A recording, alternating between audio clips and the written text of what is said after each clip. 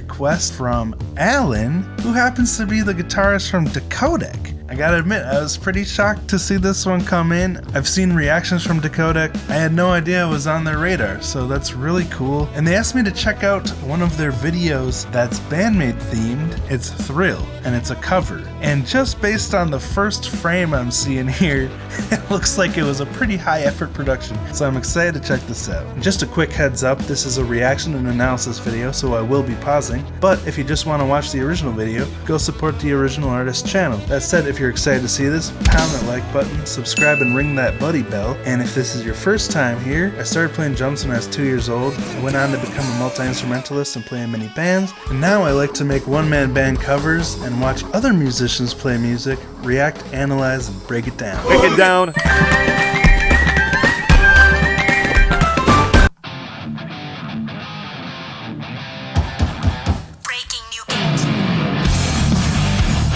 Wow.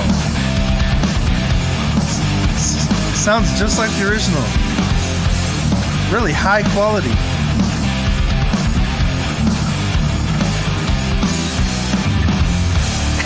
I love the outfits.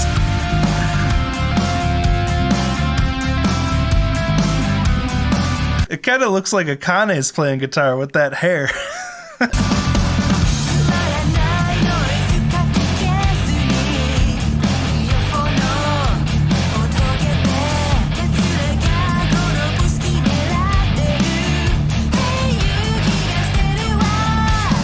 Oh, I just realized, tiny hat. Very nice. I guess I gotta wear this now for the rest of this video. Nice. Sounds good. Okay, there's two guitars here and no bass. I wonder how that works, what the arrangement is for the band. I'm very curious if you'd like to let me know.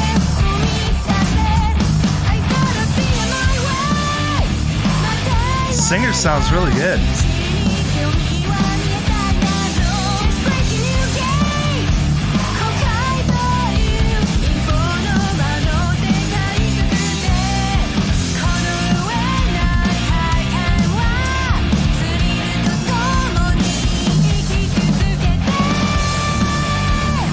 Love that post-chorus. All right.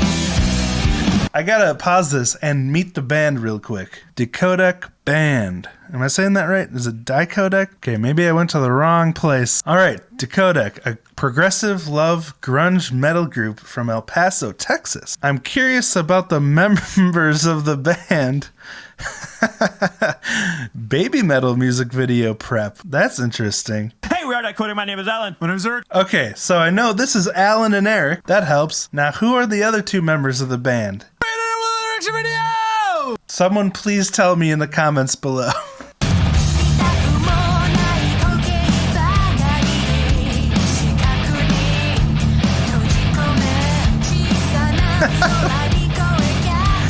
I love Alan's backing vocal.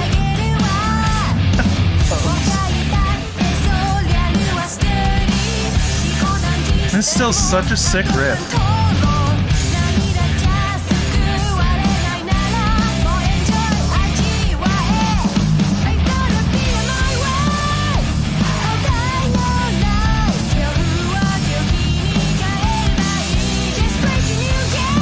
Nice job on the drums, whatever your name is. I tried to figure it out, but I need help.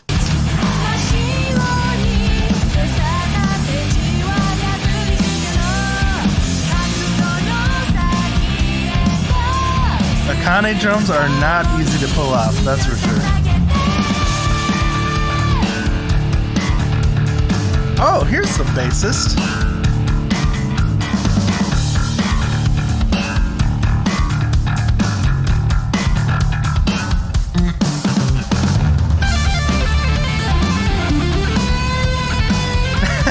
Although he jumped into frame. Those knee-high socks are...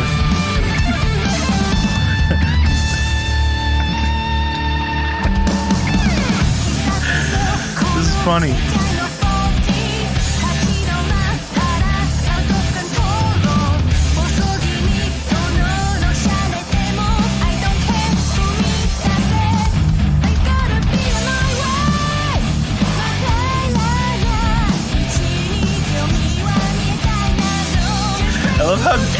this is. Looks like a lot of fun.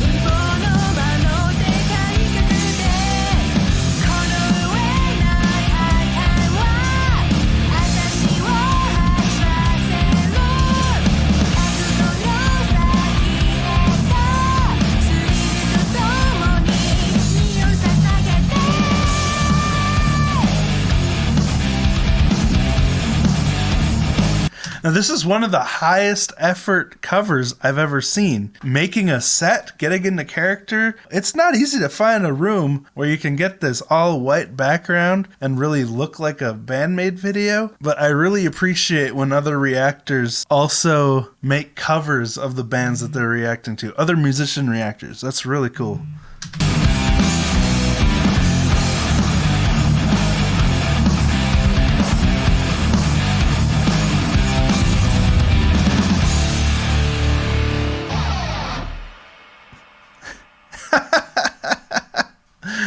Love it. Well, thank you so much, Alan, for sharing this with me, and great job on the video. Really cool. Great aesthetic to the video. The same vibe as Band-Maid. Very curious to hear about how you put this together, and hopefully we'll chat soon in the future. And Well, here we go. We're in the future now.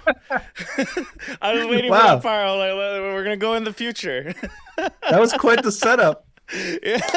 Yeah. So I have some concerns though. We were talking before the stream, and I was telling them, doing the rundown. I got to do the HR stuff, right? We were like, hey, is it okay to talk about dicks, vaginas, whatever, the perverted shit, right? And then immediately he says, wow, sounds like my wife. I think you're getting confused because you watched the Band-Maid video of me dressing up as a woman, so I'm kind of concerned about that, but I'll let it slide, okay? I'm just kidding. I'm kidding, guys. Kidding.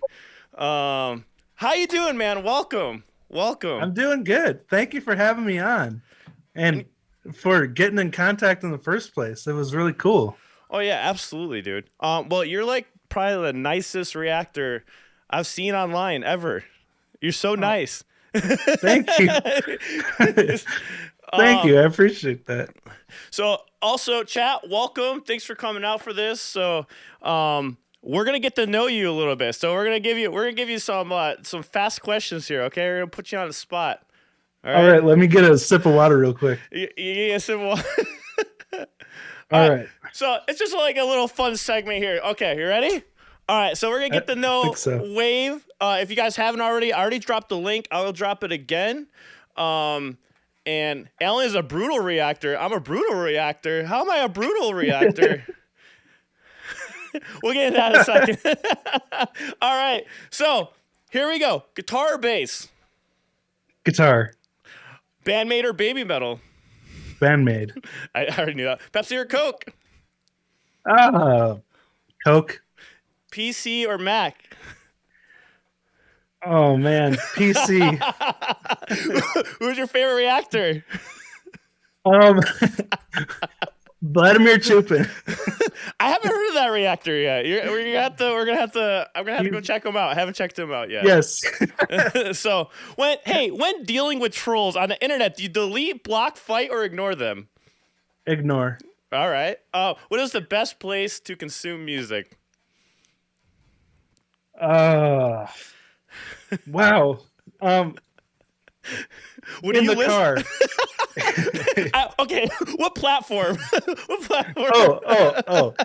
I guess YouTube or wherever you can get it directly from the artist.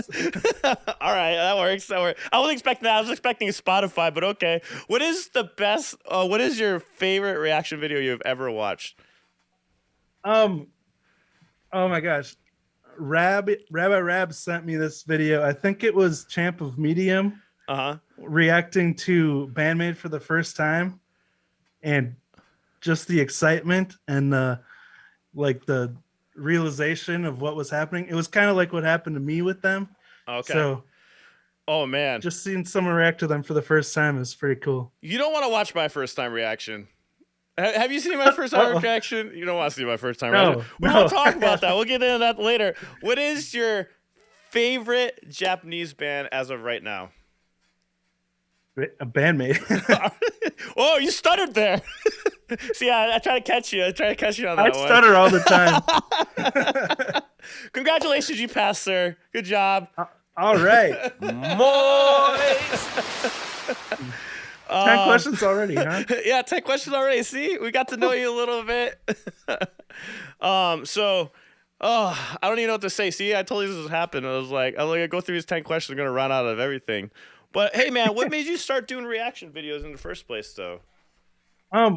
Actually happened by accident because I started playing drums when I was a little kid, so I kind of relate to kid drummers, and I wanted to see what was being put on YouTube by kid drummers these days. Mm-hmm. And so I just typed kid drummers into YouTube and watched like 5 or 6 different drummers and made a video about it. And then Yayoi Soma's fans came just out of the woodwork and was like, you got to watch more of this kid because she's something special.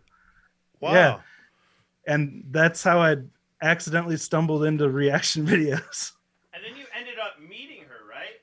From what I saw on the videos. Yeah, you actually jammed with her. If you guys haven't seen those videos, check them out. Check out his YouTube channel, guys. Here it is, in case you haven't seen it. But there's a link again. But Thank you. I watched one of them where you guys had a drum off. You guys were both playing drums together and all that stuff. It looked like a blast. How the hell? I know you talked about in the video, but maybe a short version of it. How the hell did that happen? I don't know, but they're just super nice. They reached out to me. Her dad reached out to me and said they would be in Minnesota and asked if I lived nearby where they would be and if I wanted to meet up. And I was like, yeah, let's make this happen. So couldn't turn that down. So you will be the first person I ever met from Minnesota. So congratulations. Really? I didn't know. I didn't know people lived up there, man.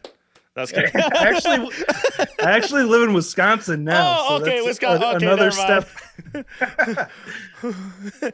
But same right on the thing. border, so it's the same thing to me. All right, you're still the first person I ever met in Wisconsin. All right.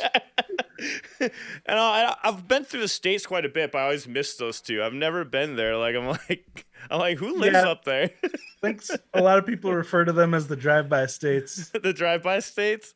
Oh, that's interesting. We're gonna have to meet up sometime and like jam or whatnot. That'd be awesome.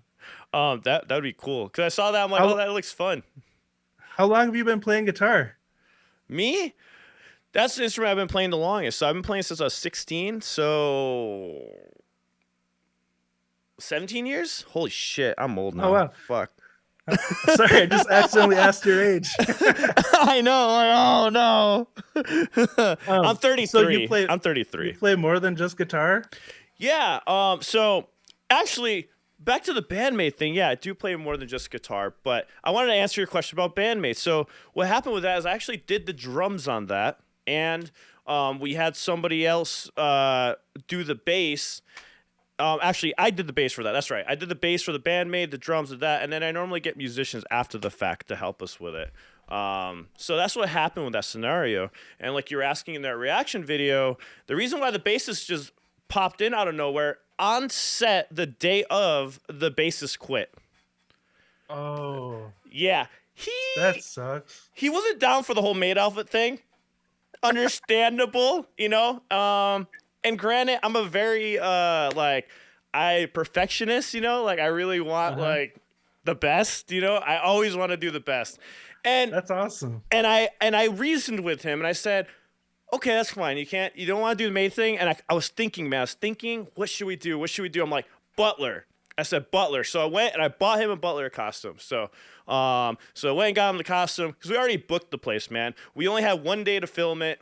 That was it. I only rented it for 1 day. We set it all up, and it still didn't even come out the way that I wanted it completely. But we got all set up, and so we had to do it. And I'm looking at him, and I'm convincing him. There's actually a video somewhere online of me like convincing him, and you see us like walking off in the back, and it's the most ridiculous sight because I'm in a maid outfit. He's like a normal guy, and he's all like down, and I'm like all serious in my maid outfit, walking him out to the side to have the chat. Oh. You know, so like, don't forget the knee-high socks. Knee-high socks. So, and man. yeah, and he quit, and then we didn't know what to do, and I'm like, Hector, like, the guy who was filming, I was like, and he also edited also with that. Like, we have him and I go back and forth with like helping each other with the edits, but he does the music videos. He's like the music video guy, and Cool. so we go back and forth on that. But yeah, he plays bass. He was a bassist first, like a really dominant bassist. He's been on tour all over and stuff like that. Wow. We've known each other from bands in the past. We've been in bands together, and he just ended up taking up on film. And in this particular instance, he was like, yeah, I'm down. And he green screened himself in, and there you go. And we thought it was funny. We're like, dude, let's just not have a bass, because we were gonna put him in the whole thing, but we're like, it'd be hilarious if people watched the video wondering where the fuck is Misa, you know? Yeah. And then That's exactly what happened to me. and then all of a sudden there's him in a butler outfit, and they're like, what the? So yeah. Exactly. So I was like, I see two guitars, but there's no bass. Okay. So where did you film that? we filmed it in some broken, busted building in downtown. We actually played shows there. It's called the Glass Box. It was in El Paso. I'm in El Paso, Texas. Okay. And that's where we did it. But yeah, man. So that's what happened with the video. So I know you had a lot of questions. Yeah. The drummer was a permanent member of the band. Now he just fills in. He's actually helping us with our new cover that we're working on now. Can't say sweet. yet. But we do have our Baby Metal cover coming out, and it's going to be in the same realm of the Band-Maid one, as you saw on that video. I'm looking forward to seeing what that looks like. Yeah. I'm pretty much done dressing up in skirts, man. I'm not going to lie. We always joke about it. We're like, bro, I have 2 skirts. Why do I own 2 skirts? This is really weird. I have a selection now. But respect for that, man. I feel too uncomfortable to wear a skirt. Just don't have the body for it. Bro, we don't either. None of us do. So what made you like Band-Maid so much? What was the thing that got you into them? Like, well, I love prog metal music because it's like, it's always changing. It's always something different. It's not, just strumming chords and a bass line that just plays with the kick drum and plays one note. Yeah. And so when I first heard Band-Maid and heard how complex all the composition was, whether it was the bass, the drums, guitar, vocals, everything was just so complex. Mm-hmm. And you could listen to it over and over and find something new every time. So true, though. So it's like, it was just mind-blowing. And they have a cool aesthetic, and they seem like awesome people, humble, they get along well. So it's just like all around win-win. Yeah, that's awesome, man. Like I said, our first reaction probably not going to be like Champ the Medium. As everybody knows in this chat right now, I wasn't a huge Band-Maid fan in the beginning. So that's the plot twist there. Hey, when you have to earn someone's love, then it means even more, right? Yeah, okay. Hey, that's why I said you're the nicest guy. Reactor. I would have never come up with anything like that. There's so many. Oh yeah, I was gonna ask you. So you say you were playing drums since you were 2. How did that happen? Did your parents were just like, we're gonna put you in drum lessons, or did they like? Did you just start banging on stuff when you were 2? Like, how did that start? Yeah, I've always wondered how that happens. Yeah, I never had any lessons. My dad was a musician. His whole life, he actually started playing accordion when he was like 5. Okay. Just because his parents had gotten it as a gift for one of his siblings, and he picked it up. So he was always in bands when I was growing up. We didn't have a drum set, but I used to pull out the pots and pans out of the cupboard and bang on them. So because he was already a musician, he got a drum set for me when I was young. So I was very fortunate to be able to grow up in that situation. Well, it's funny that was your first instrument, because I wanted to play drums also when I first started. That was the first instrument I want to play. My son also wanted to play drums, and I taught him drums, so he's been learning. Oh, nice. So it's a hard drums. instrument to like find a place for. It is. I have an electric kit now. I had to sell my real kit because of me moving from place to place, or like trying to balance everything. But yeah, drums is really hard when it comes to that. But a lot of people actually want to play drums. It's so surprising how many people actually want to play that just don't have the opportunity to. Yeah. And then after that, what happened? What happened after drums that you got into? I suppose like when I was 12 or so, I started picking up the guitar because my dad also played guitar. So he had a little Squier Stratocaster always laying around. And so I started picking up that because he was in other bands and I would watch the guitar players in that band and be like, oh, that's really cool. And then School of Rock came out when I was 12.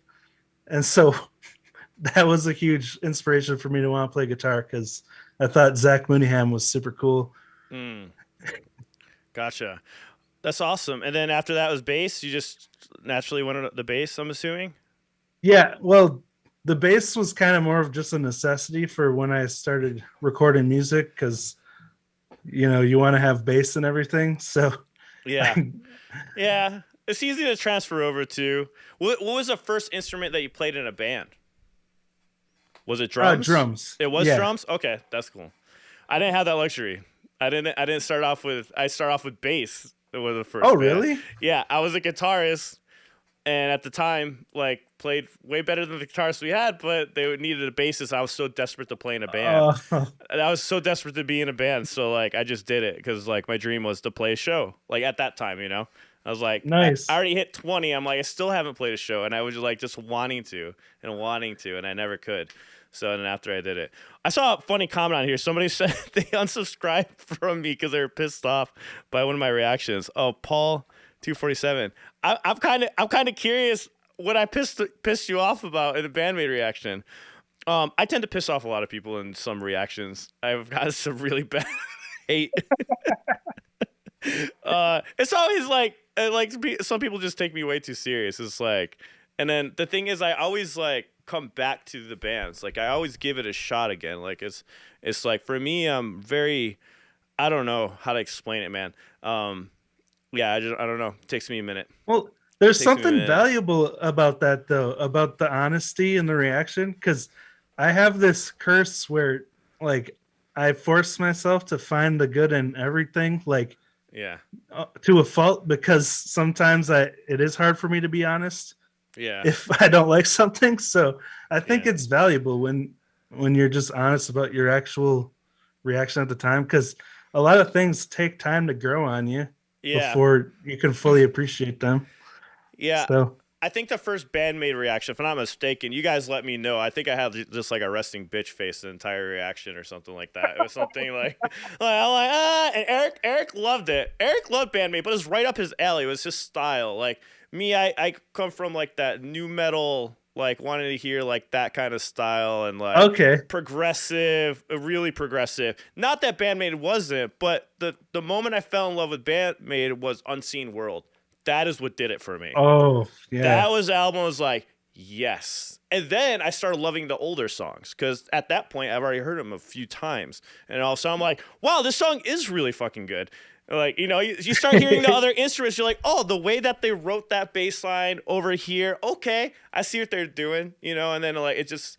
So that's how I get into music sometimes. There's some bands that I should not like that I like all of a sudden. I'm oh, this is weird, but it happened. Nice.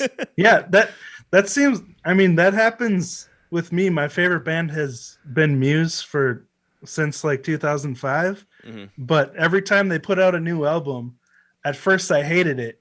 And then I listened to it 5 times, and then I started to like it. Yeah. Because they always changed it up and pushed the bar. So yeah. I guess if something's not what your expectations are, it's harder to, it takes a few listens for it to grow on you. So I was gonna ask you too, so with music theory, how much of music theory do you know? Because I've heard you explain some of it, talk about it. Did you study music or anything like that on your own? Moist. I don't know why I hit that. But that was a complete accident. But sure, yeah, let's go with moist. Nice. Well, go ahead. No, I mean, I've learned just through experience over the years. Basic theory, because when it comes down to it, it's pretty simple with the 12 notes and major, minor, all the different relationships between the notes, but no, I've never actually taken classes or been trained. It's just kind of Yeah. learned on the Self-trained. job learning. Yeah. Yeah. Okay. Yeah, I'm the same way. So somebody mentioned Unseen World. Yeah, you're right. Different was different, but I really love Different. That was my turning point. You're absolutely right, Walker. That was definitely my turning point. Was Different. So that song should just been on Unseen World, but they should just added it on there at the end or something. But so you consider drums your main passion instrument, or is it still like, or just everything in general as a whole, or like Um, when it comes to music? I think actually these days I think I'm leaning more towards guitar as my main passion. Like I still love the drums, but uh, there's just something I find a lot more comfortable about the guitar. Yeah. So guitar's like your Not thing, more so. yeah, Yeah. Nice. it's hard to like you said, it's kind of everything. It's hard to pick one, but Yeah. No, I what feel you. about you?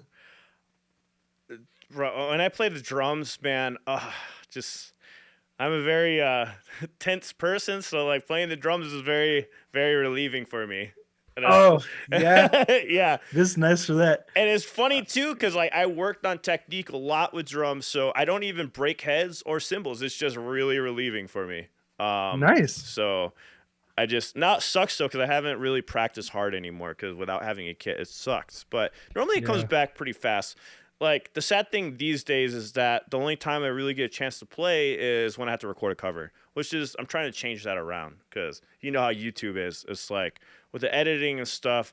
And don't get me wrong, I go probably a little too crazy with editing, but like I said, yeah, I like to go crazy Yeah. with it. So but it takes a lot of time. I was kind of in that same boat with like only playing when I was making a cover. And I've recently just got a practice pad, which I use sometimes, but nowhere near as much as I should. Yeah. But it's kind of nice just for practicing different accents and stuff. Have you realized like so you've done Band-Maid, I've seen you done Baby Metal, you did that young girl, Yoko, I'm gonna mess up her name. Yoyoka. Yeah. Yoyoka, yeah. And then I saw a lot of new stuff you're coming out with. You finally hit Gallinarius. I was laughing so hard because like, you know, people are always like telling us Dicodec like how we're late to everything. So I wanted to go over there and be like, hey Matt, finally. I know. I'm like, I get to say it to someone else this time. See, to me, you're early to everything because like you reacted to all these songs I'm just discovering like a year ago. We were late, trust me. We were late. But I'm super late. We needed you to hear Maximum the Hormone. That's what started us yes. off. Yeah, that's the band you got to hear. Actually, I have the shirt hanging right over there. But yeah, Maximum Hormone, man. That's what got us into the whole reaction thing. So, Wow. but yeah, but Yeah, I've only heard about them. I think it was like in Akane's interview about how they were one of her favorite bands. But I'm very curious. How did you find them? So I've done multiple YouTube channels. So I had one successful YouTube channel with John Paul, who we did original with. So we had I worked with him first. So I started Dicodec in 2016, which I thought was hilarious because you started yours in March of 2016, March 30th, which is awesome. I was like, wow, we started at the same time. But I did a whole bunch of shitty videos and then it took them all down. Like they were bad, like the life of a band. And like when we recorded our very first music videos, there's a lot of music videos that are not present on the channel. But and then when Hector was first learning, and so anyway, so then I went with John Paul and I learned how to do engineering. So I became an audio engineer. I worked out of a studio and I edited people's songs. And then I did his channel full time. And his thing was he just didn't look like a guy that could sing and play acoustic guitar. And then that was the shock value of his channel. So we grew it to like, I think it's like 200,000 subscribers or something. Like we were doing really well. And then after that, we had a falling out. And then, but we're still friends. He like still comes on and does some guest appearances and stuff in Dicodec. But then after that, I did a tutorial channel, tutorials on whatever. And then, Oh yeah. Yeah, which were literally tutorials on whatever, like how to Well, operate. there a you mic. go. Your all-around skills coming in Yeah. coming in handy. Like literally, we had a video about how to use a microwave. It was ridiculous. It was making fun of Gen Z. Like we were like saying like this is a microwave, and like it was like ridiculous, like really ridiculous. That's where the crazy editing came from. And then and then after that, we had Weeblit on Tree. Because I never watched anime. I didn't know what anime was. Let's just say that. Apparently, I watched quite a bit of anime, didn't realize it was anime. And Oh yeah. so we did this thing where Eric totally loves anime, 100%. I never watch it. I barely watch TV. So we had this idea where we would argue back and forth about the anime, and pretty much I would make fun of it. I'd be the dick. Honestly, I'd be the asshole, the miserable fuck that would be watching it, and we'd argue. The problem was Eric's arguments really sucked. So it just sounded like you guys were passionate. Yeah, it just sounded like I was bashing the shit out of a bunch of anime, which is funny. So, but one thing that stood out during that time that we did that channel was that I loved the music. I loved it so much. I remember telling Eric, I'm like, man, like, not really a fan of this, but like all these intro songs are so good. And I was like, how about this? Let's try this. Let's do a cover of Attack on Titan. We were doing Attack on Titan. I actually ended up liking that show a lot. And then we did My Hero Academia. That's the show I made fun of a lot of, but that was more of a lighthearted show. But I just love the songs. I love the songs to all of them. And so we decided to do Attack on Titan cover. We did it. We got our friend Vicky, who does cosplay. She sang on it. We did a woman version of the Attack on Titan theme song.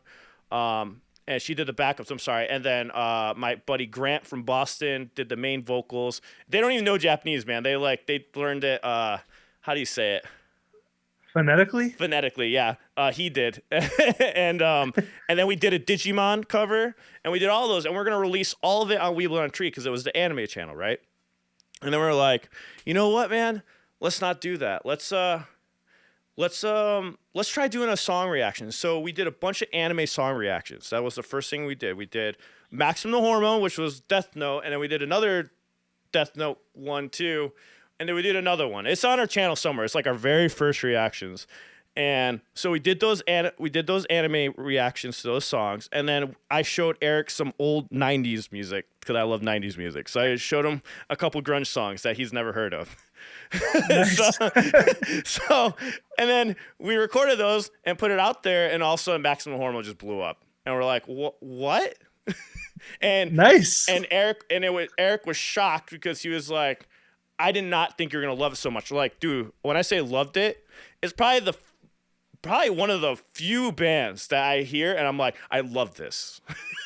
Nice. And they just kept listening and listening and listening, and then that's when Band-Maid came about. That's when all that came about, and then that's when we made the decision to release the covers on the on our band channel, and just ditch our other channels, and then we just focus on that one. So, Nice.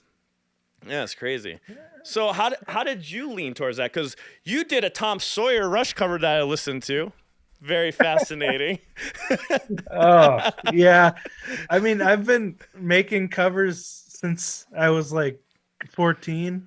I actually have a much older channel where I covered like Weezer and stuff, but obviously they were never quality that I was happy with until recently.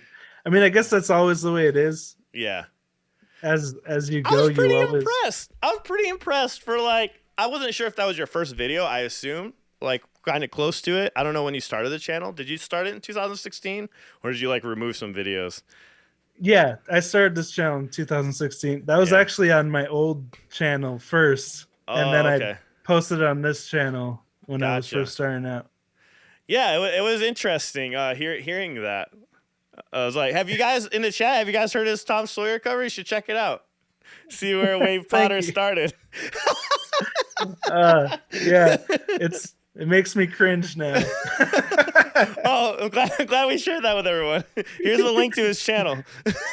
There. Oh, my wife did that during a live stream. She started pulling up my old, like way before that videos and showing it to people. Just dying the whole time. Yeah. I watched your Onset cover. It was pretty good. And then I watched Man, I watched so many of your videos. I told you I watched a lot of your videos today. I was like, all right, I need to watch some more because I need to learn more. I watch periodically, but like, always busy with the editing. So, Oh but yeah, I get it. what other covers have you done other than Onset? And I saw the Rush cover, of course, today. What other ones have you done more recently? That's a good question. I used to do a lot of covers in accompaniment to my reaction videos with when I first started reacting to Yoka. So like I did YYZ and I can't believe you did Rush, that much Rush. I was like, wow, the balls on this guy to go out and just like, hey, I'm going to do fucking Tom Sawyer first. It's pretty close. It's pretty close. It's funny because I covered that song also with somebody in like high school. Oh, really? Yeah, this guy was a phenomenal drummer. Phenomenal. Like we used to play hockey, and then cool. That was like one of the first drummers I ever played with, and he did Tom Sawyer. It was like I always loved that beginning part on the hi-hat. Like I don't know why. Oh, it's just so sexy. The original song, just every time it starts, it's just so epic. Yeah, can't turn it off. And I think Neil Peart is probably most drummers, one of the biggest influence for most drummers out there.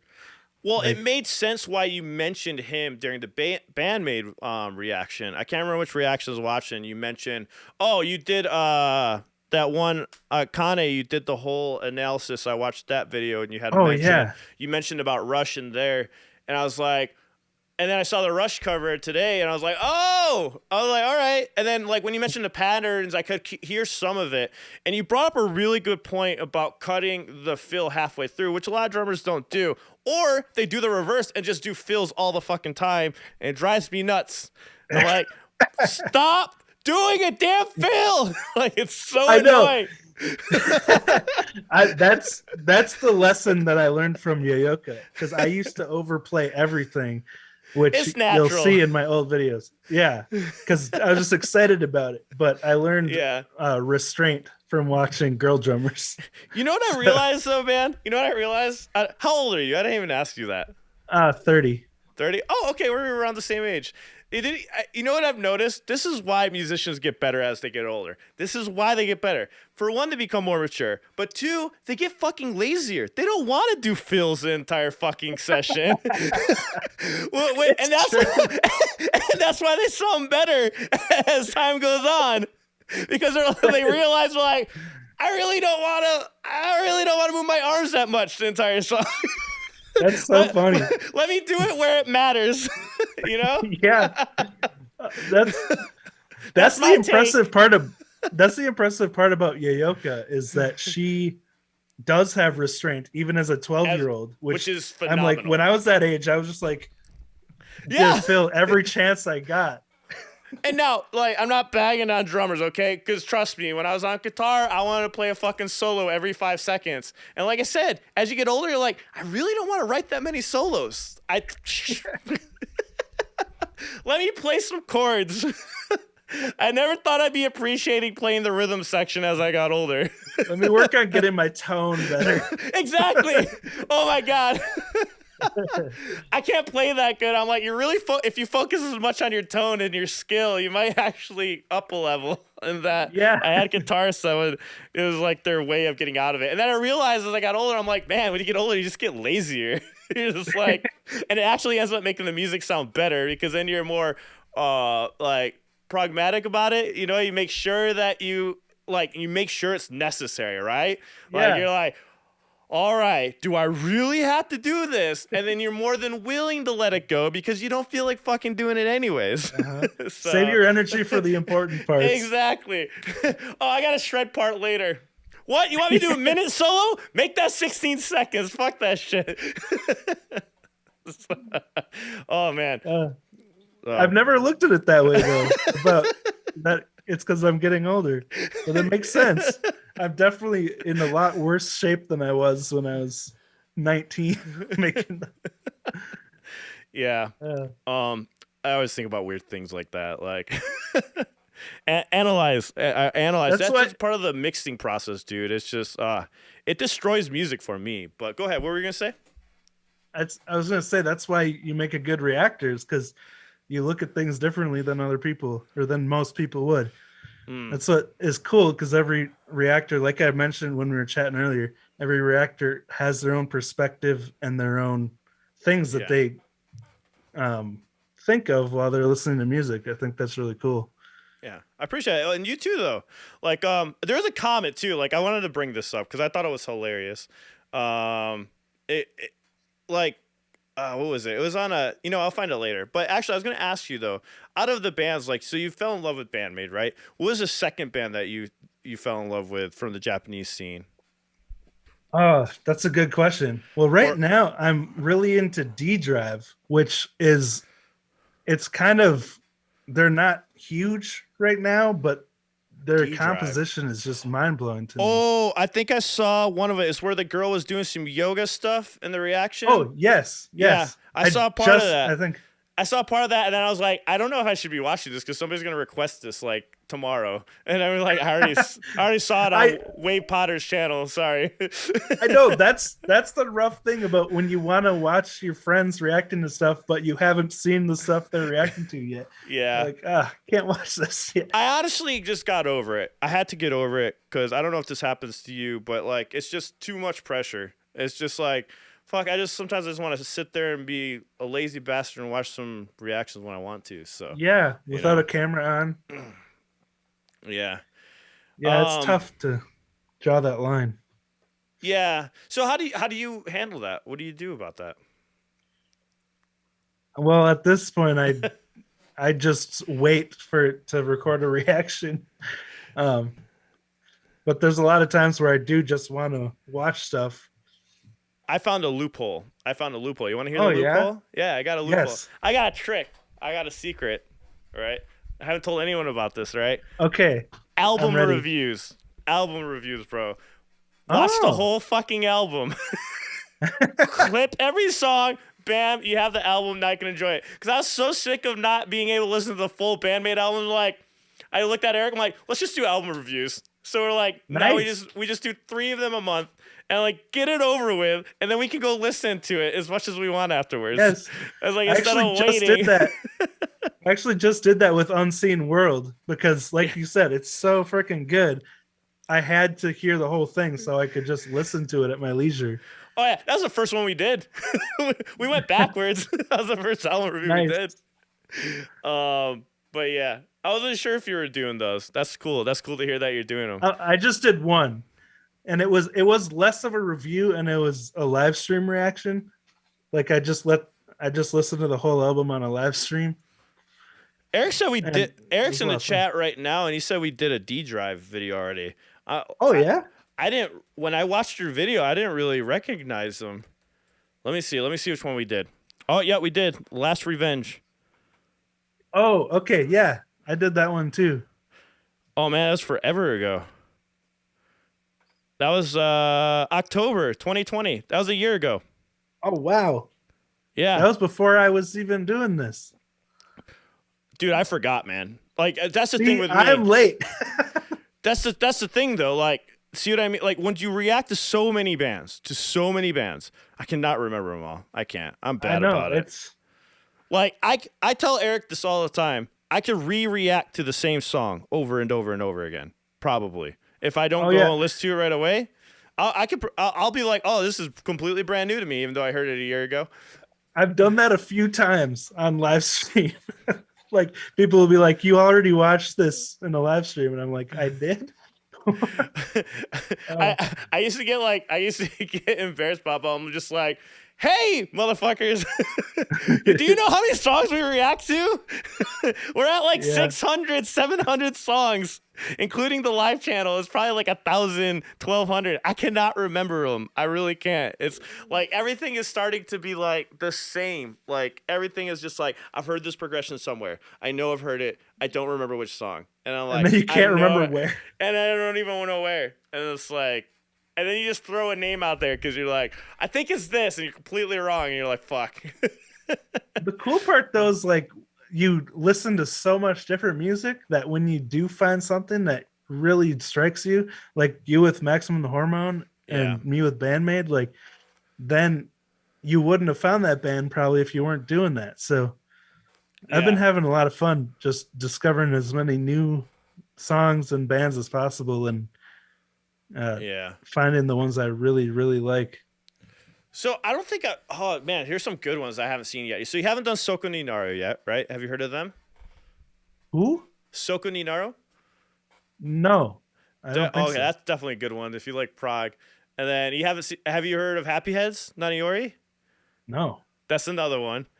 Man, see what I mean? Those are a couple off the top of my head that I'm like progressive that you probably actually would enjoy. Off the wall, You'll have to dude. send me those so I Off the don't wall. forget. Oh, they're saying that you did Sokoninaru. See? Caught you. Well, let's see. Cotton 4K. Bro, I thought you. I That thought must you. have been during a live stream. I, Or let me see. I'm gonna find out. Let's see. Sokoninaru wave. Yeah. Oh yeah, right here. Yep, here it is. uh-oh. This is 17 minutes. That must have been like over 2 months ago. It's August. Okay. Yeah. Oh man, Dang. I'm curious now. I'm curious to see what you thought about this. See, I didn't catch this one. So what I do is I watch like your guys' reactions of the ones that What's we've up, already Quarter done. Pounders? Welcome back to my channel. My name's That's what I like to do. Point of View. So, if you're excited to see that, pound that like button, subscribe and ring that buddy bell, and now let's jump into this. Let's see which one you did. Oh, this band. Yeah.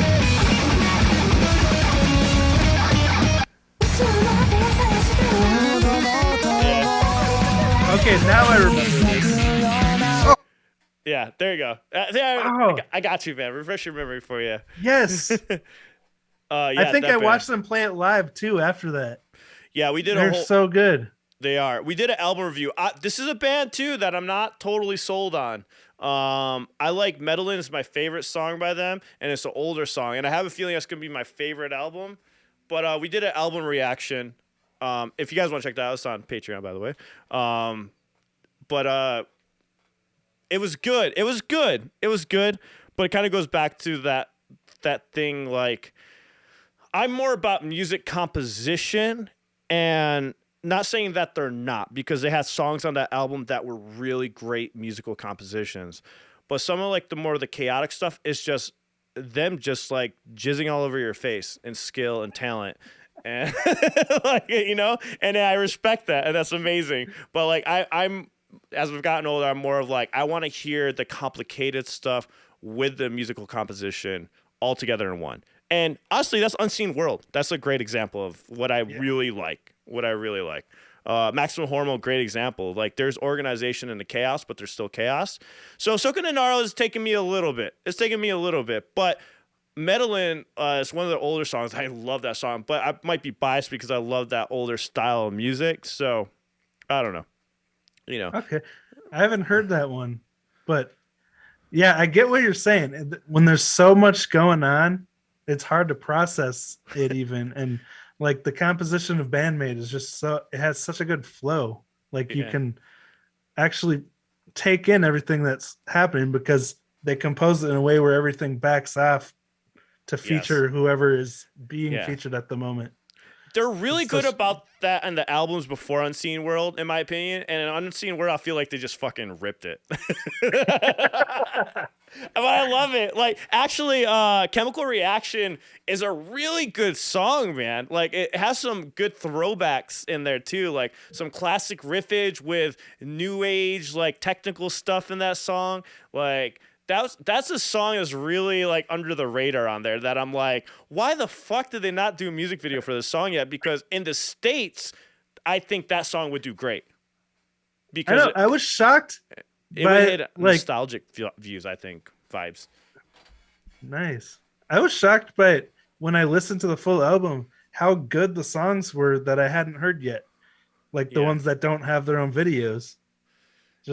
It's just a solid album all the way from start to finish. I can't remember the name of it because I think it's in Japanese, if I remember correctly. Because I just play the album. Like, when I will lay down, that's how I fall asleep, actually. Right now, I've been listening to Unseen World every time I go to bed. Because I listen to music while I Nice. sleep. I have to have music playing while I'm sleeping or a fan going. So Unseen World's been my album, and Jimi Hendrix. I know, random. Those two albums Nice. back to back. But the one that Miku does on that album is actually like one of my favorites. I don't know why. It makes me so happy and so pleased to hear it like every time. I don't know the name of it. I'm pretty sure that's the one that's in Japanese. So that's why I don't know the name of it. But Okay, yeah. I really like that song. Like I was like, I want a whole album with Miku just doing this like happy technical whatever that was. That album. Yeah. Yeah. She has such a cool voice too. When Mhm. she goes super high and raspy, Yeah. like, just it sounds so good. That's true. What's your favorite bands outside of the Japanese realm? Is there any other from any other countries that really you've been listening to lately? Or maybe the reaction channel's gotten you to? I'm not sure. I saw a lot of Japanese bands on your channel. Not sure if you did other countries yet. Or some in some other country. Yeah. Oh, I saw Elite Bata. I remember seeing that one. Yeah. Yeah, he's incredible. For bands, one that I just recently discovered, Bent Knee, people showed me on my live stream. Bent Knee. Yeah, it's nothing like this music. It's just like layered. It's like ambient, and it's got violin, Okay. synth. It's just there's no way to define it, but it's so interesting. Nice. I love those songs. Yeah, there's like I said, there's so many of them. There was another one that was called VOB we just did, and that song's been stuck in my head forever. I don't know if it's voice. I don't know. I just know it by VOB. It was voice of bass prot, or I don't know how to pronounce it. It's Indonesian, but it's a cool. 3-piece female group, and they're really good. Talking about some controversial stuff. I'm actually working on a video right now for that. I just wrote up a script before this. But that's really, I don't know why I like that song so much. It's not like the craziest thing, but again, it's just about that composition, the way that it's done. It's really good. I like it. I liked it a lot. It's like unusually pleasing to listen to. Cool. I think I've heard about them, but I haven't listened to them yet. Mm-hmm. Somebody said, Conti says they requested Steam Power Draft. By the way, I learned the cover of the Steam Power Draft. I learned how to play one of the songs. Eric and I was practicing that yesterday. So hopefully we record that in the future. We have like a bunch of covers recorded. I love Steam Power Giraffe. Oh my! Well, the few songs I've listened to, I haven't listened to anything else. But they were so fascinating. I only saw one video, but yeah. Which one did you see? They were like dressed up. That's a better question for. Is it on the beach? Were they on the beach? No, they were like all in a studio or in separate studios. I think it was. I'm not sure. You got the one that that Eric and I just learned was the one where they're on the beach. Honeybee. We learned Honeybee. Yeah, that's the name of the song. That sounds familiar though. Did they do like a remote cover or a remote performance of that? Of which one? The new one? Of Probably. Honeybee? No, Honeybee is an old song that's the first song we heard by them. Oh, okay. I'll show you, but I can never remember song titles. Yeah. Yeah, that's what I said. I just don't know how to pronounce the bass prop part. I know it's voice of bass prop, but it's really good, man. It's a really good song. The one that we did. I can't remember the name of the song, but I was editing that video along with my buddy, and it just stayed stuck in my head forever. Cool. And it's really good. So yeah, there's so many though. There's so many bands. Yeah. That to check out.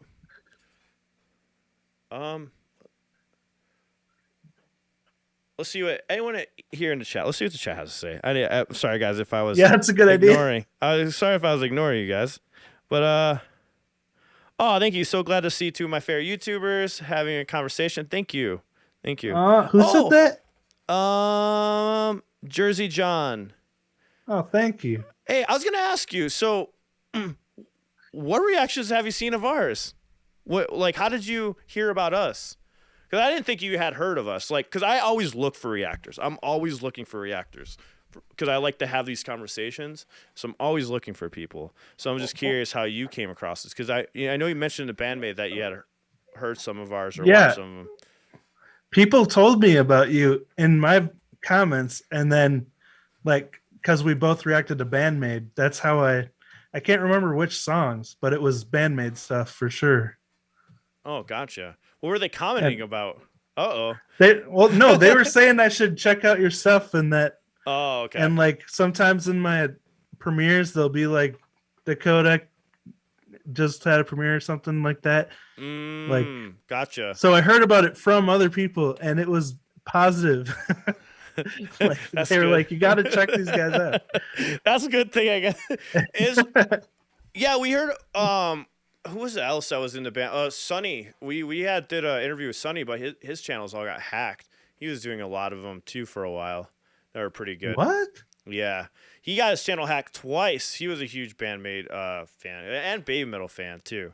I don't know if he's still doing reactions. You guys know if Sonny's still doing reactions? I don't know, but and then I don't think Tank has done a lot. Tank has done one, right, guys? I can't remember. But I know Tank wasn't a fan of the scene as much. It's funny to see. I don't know if you noticed this, but I've noticed that certain personalities are attracted to certain genres or certain music in different parts of the world. So, and I think our Patreon supporter Shell, he brought this to my attention. It kind of got me thinking. He's like, "Oh, I noticed you don't like a lot of the European bands." I'm like, "Huh."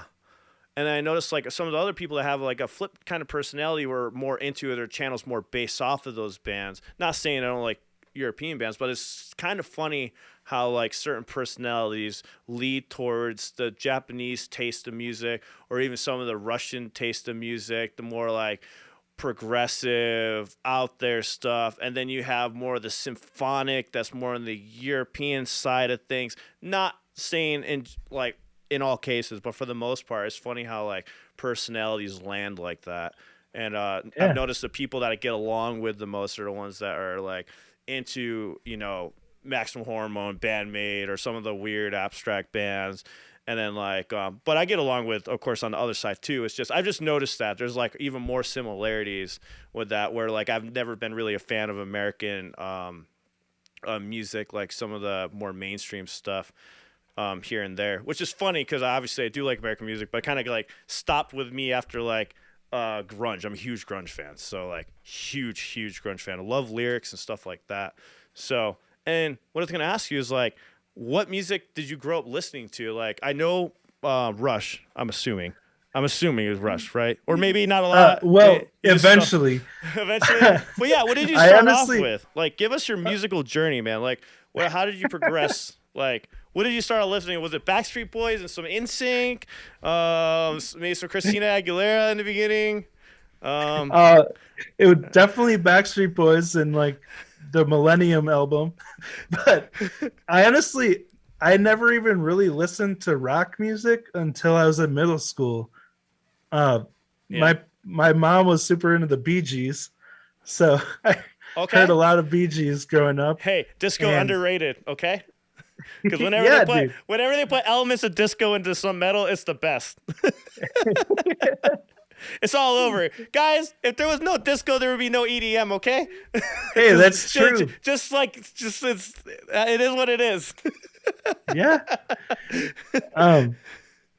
But I think System of a Down was the first rock band I ever listened to in middle school. My parents didn't want me to listen to it, but I snuck it. The burned CD from my friends. Oh, burning CDs. Oh yeah, a lost art form. I still have stacks of CDs in my garage that I don't know what's on. But how do you like listening to albums? Do you do the I call it the Eric thing? Throw all the songs into or whatever, a playlist, and just listen to them randomly, or do you have to listen to it album front to back? How do you listen? It kind of depends on the band. Like, yeah, for Unseen World, obviously, I like to start it over from the beginning. Muse albums, I like. It depends, if they made it to be a cohesive album. Like, I loved listening to full albums from Circa Survive. I don't know if you ever listened to them. I haven't listened to them. Like, all their songs would flow into each other intentionally. they'd have some kind of element carryover. Sorry, 1 second. My speakers start feeding back. 1 sec. Oh, no worries. Hopefully people weren't hearing double voices. That would really suck. I don't think I saw any comments about double voices. Nobody heard double voices, right?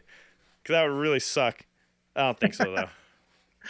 Someone said Muse. Yes, Muse was my favorite band in, like, when I first saw their harp concert. I don't know if you ever watched Muse, but I like the songs that I've heard, actually. Like, even all the ones on the radio that came on, I loved, actually. I liked it because I love how he would draw out those notes for long periods of time, but it still sound good. How the hell could he get away? Because there's those bands that will be like, they'll just do the one note, like, just like stay there, and it's like not as good, but somehow he would get away with it. I'm like, yeah, why? With the crazy falsetto. Yeah, why does that sound good? Yeah. You'd think it would annoy you after like a minute in, but no, keep going, dude. Hold that note for another 2 more minutes. You got this. That's when I tried to cover their stuff. Not everyone can pull that off. So when I did the falsetto, that probably drove people away. It's just so harsh. Yeah. But I loved how they were the first band I heard that sounded like nothing I'd ever heard before, because they just experimented with different sounds, and it was really cool. Yeah. Wasn't that like the time where like Modest Mounts and like Franz Ferdinand and like all those bands? I actually liked all those bands. Like I enjoyed all of them. Or like when Jet came out. What else, man? During that time, you remember there was like this random like just a little blast. Like, hey, here you go. Here's these new bands, and they're on the radio for like a month. It was actually good, and then they were gone. And then Nickelback took over. Like, what? What the fuck happened? What the fuck happened? Where did Jet go? 2-hit wonder? What? Come back. Yeah. And then, well, since then it's just in the mainstream. It's impossible. Actually, I never liked country in my entire life, and just recently, when I have to listen to the radio in the car, like I find myself tuning into country because it's the only thing I can find that's played on real instruments anymore. Which I love EDM, and I love constructing a song with. Go ahead, sir. What's that? I was gonna say, really instruments? I'm like, some of the country I've heard, I don't know about. Well, no, not all of it. I mean, but it's like when I'm flipping through the radio, it's the only channel that once in a while will play songs on the radio with real instruments. But I don't know. Back to your musical progression. So what did you start off with? What was like, let's say from 2 years old, you're playing drums, right? What was the first thing you banged out on that drum set? I used Journey and America were the two bands. I guess I didn't first hear rock music in middle school. But like what's that song? Which one? With a horse with no name? America? With America, I would play Sister Golden Hair over and over because it had that sweet drum fill. How did that melody go again for that song? It was like, I'm not trying to tell you someday. Oh, shit. Yes. I didn't even know that was them. I didn't even know that was them. The drums came in. It was like. Yeah. That's right. I didn't even know that was them, honestly. Oh, shit. And then, Journey? What? Yeah. What's that? Highway Run. What's that song called? I don't know. Mm-hmm. I thought you were gonna. I don't know what the title is. There's like this long intro with no drums, but then when the drums come in, they were really fun. Gotcha. I don't know. That makes sense. Oh, Faithfully. Maybe I don't know if I've heard that song. Well, I'll change it to this. Separate Ways. It was really fun to play on the drums. Gotcha. Okay, so you started off with those. All right, now you're in elementary school. You're there with your lunchbox, your Barney lunchbox, walking through the halls. How'd you know that? What are you jamming with then? we're born around the same time period. I'm just assuming here. I'd say, after that, it was on to the Bee Gees. What? Like What a when the turn. Bee Gees put out their One Night Only album, I used to listen to that. All I would right. go downstairs every day and like put that on and play along with it. It's, Do you have an acoustic guitar? yeah. Damn. Do you know any songs on it No, I don't that you really can play sing it and that play? often anymore. Damn it. I was gonna try to put you on the spot and be like, play us something. I mean, I could try. Look up some chords. I do that to everybody on the interviews. One person, it was oh my god, I feel like horrible. It's like with the three eyes. She's from Hong Kong. I was like, oh, can you play something? She just like whipped out a piano and just like started going crazy and singing. I'm like, oh damn, Nice. pretty good. I've always wanted to be prepared for that, but like, Yeah, it's only like once every 10 years someone asks you that. So yeah. I I'm mean, never prepared. that's kind of my fault. I never prepare anybody, like to a certain extent. I mean, I kind of prepared you. I just said be warned, you know, about jokes, inappropriate, and all that. Oh, but yeah. I always forget about the hey, you're gonna play live.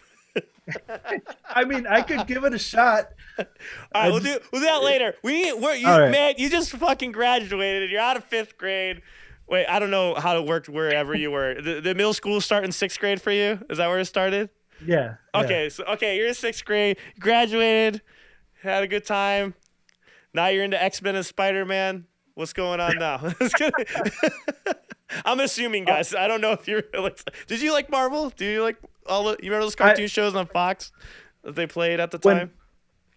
No, I never watched those. The No? first time like I the ever first heard of Marvel was, Digimon, Pokemon, then they had X-Men, Spider-Man. No? Oh! no. We're going to have to do a whole stream where you have to watch all these old school 90s cartoons. I'd love that. But no, the first brush I ever had with Marvel was Tobey Maguire's Spider-Man. You know. What? Really? Those Yeah. are good. Those are good. Those are good. I mean, I was obsessed with Spider-Man after that. I walked around on my hands and that squat walk he did. Oh, yeah. Yeah. That'd be funny. Can you show us right now? I mean, the floor's down there. You won't see me if I do it. No, I thought you were going to do it on the wall. I thought you like maybe mastered the skill and stick it to the wall. Oh, well, I don't know if the wall could handle that. I just realized you have a Band-Maid poster in the back. Nice. Oh, yeah. Yeah. It's from one of my patrons, Lawrence. If you ever see this, Lawrence, thank you. Nice. Yeah. Very nice. All right. So middle school, what did you listen to? That's when I first heard System of a Down. And yeah. I was pretty into them for a while. I mean, their drummer's insane. Oh yeah, dude, Toxicity, man. Yes. That's the Toxicity and Steal This Album. And then when that album with BYOB, Mesmerize, I think, came out. Yeah. Those are like. Did you ever listen to the first album with like Sugar and all that stuff on it? Yes, Sugar. Is that the album with like D-Devil and yes, yes. Don't you ever what's get that stuck, one that talks about pizza? Don't you ever get stuck in the sky when you're high? All right, don't do it. That was off of Steal This Album. With a pizza pie, every man and woman, bye bye bye bye bye bye bye. Yes. Yeah. That's off of Chicken Stew. It's off of Steal This Album. Angry Peppers, dun, dun, dun, dun, dun. That one's fun. Great albums. I covered that song a while ago, not on this channel, but man, guys, what Maximum Hormone song should we show him? We got to show him one before he leaves here today. We got to show him one. I don't know which one to start with, because I mean, I'm not gonna say why I think you're gonna like him. I just know you're gonna like him. That's all I know. Right. I just know you're gonna like it. I'm probably gonna show you one of my favorites, because I know. Yeah, I knew people were gonna say Alien, but that's not the one I want to show him. I don't want to show him Alien. Is that a kid starter song? Everyone says that. No, I don't think so. But it's always everyone asks that for that song. It's always Alien. I don't know. I don't think that's the one. I don't think that's the one for him. I don't know. You ask them and then you tell them they're wrong. I know. I'm such an ass. I'm sorry. Yeah. Like Dallas, I agree with you. Hey, I'm just glad I Oh. don't have to run the stream tonight. Do you normally stream tonight? Well, the past couple weeks I have, but I'm always messing something up with the chat. Yeah. Dude. Hard to Go ahead. It's hard to run a good stream and keep up with the chat. It is. That's why you just take the moments to read and then talk and then read and talk. Yeah, that's how we normally do it. Let's do it. Let's do a vote. We'll do a vote. Okay, I'll be fair. Let's do a vote. Let's throw up Yoshu Fukushu. Let's throw up Makata Lee. You all know I want to do that one. And then Alien. Yeah. I remember now though, Teresa. You saw that? How I remember. Hey, what's up? I'm your in your face killer. I love that name. Hey. Yeah, I love showing people Makata Lee. I already have it ready to go. But I'm down to do a vote. Can I show him that one? Can we just show him that one though? I'm down to do a vote, but can we show him? Yeah. It's because I'm so excited. I get so excited to show people that song. Like Sweet. see, that's the thing is like I didn't know. First of all, did you watch reaction videos ever? No. Have you ever afterwards, or did it happen after you did them yourself? It was after I started doing them. Like I didn't even know about the community really until I just kind of stumbled into it, and people were so cool. Just did it. Yeah. That They just welcomed me. Be the case with a lot of people. Like, and then the people that do know about it, they go crazy with it, and then it's not authentic. You can tell they're faking yeah. stuff. I love it when we get accused of faking. I'm like, okay, whatever.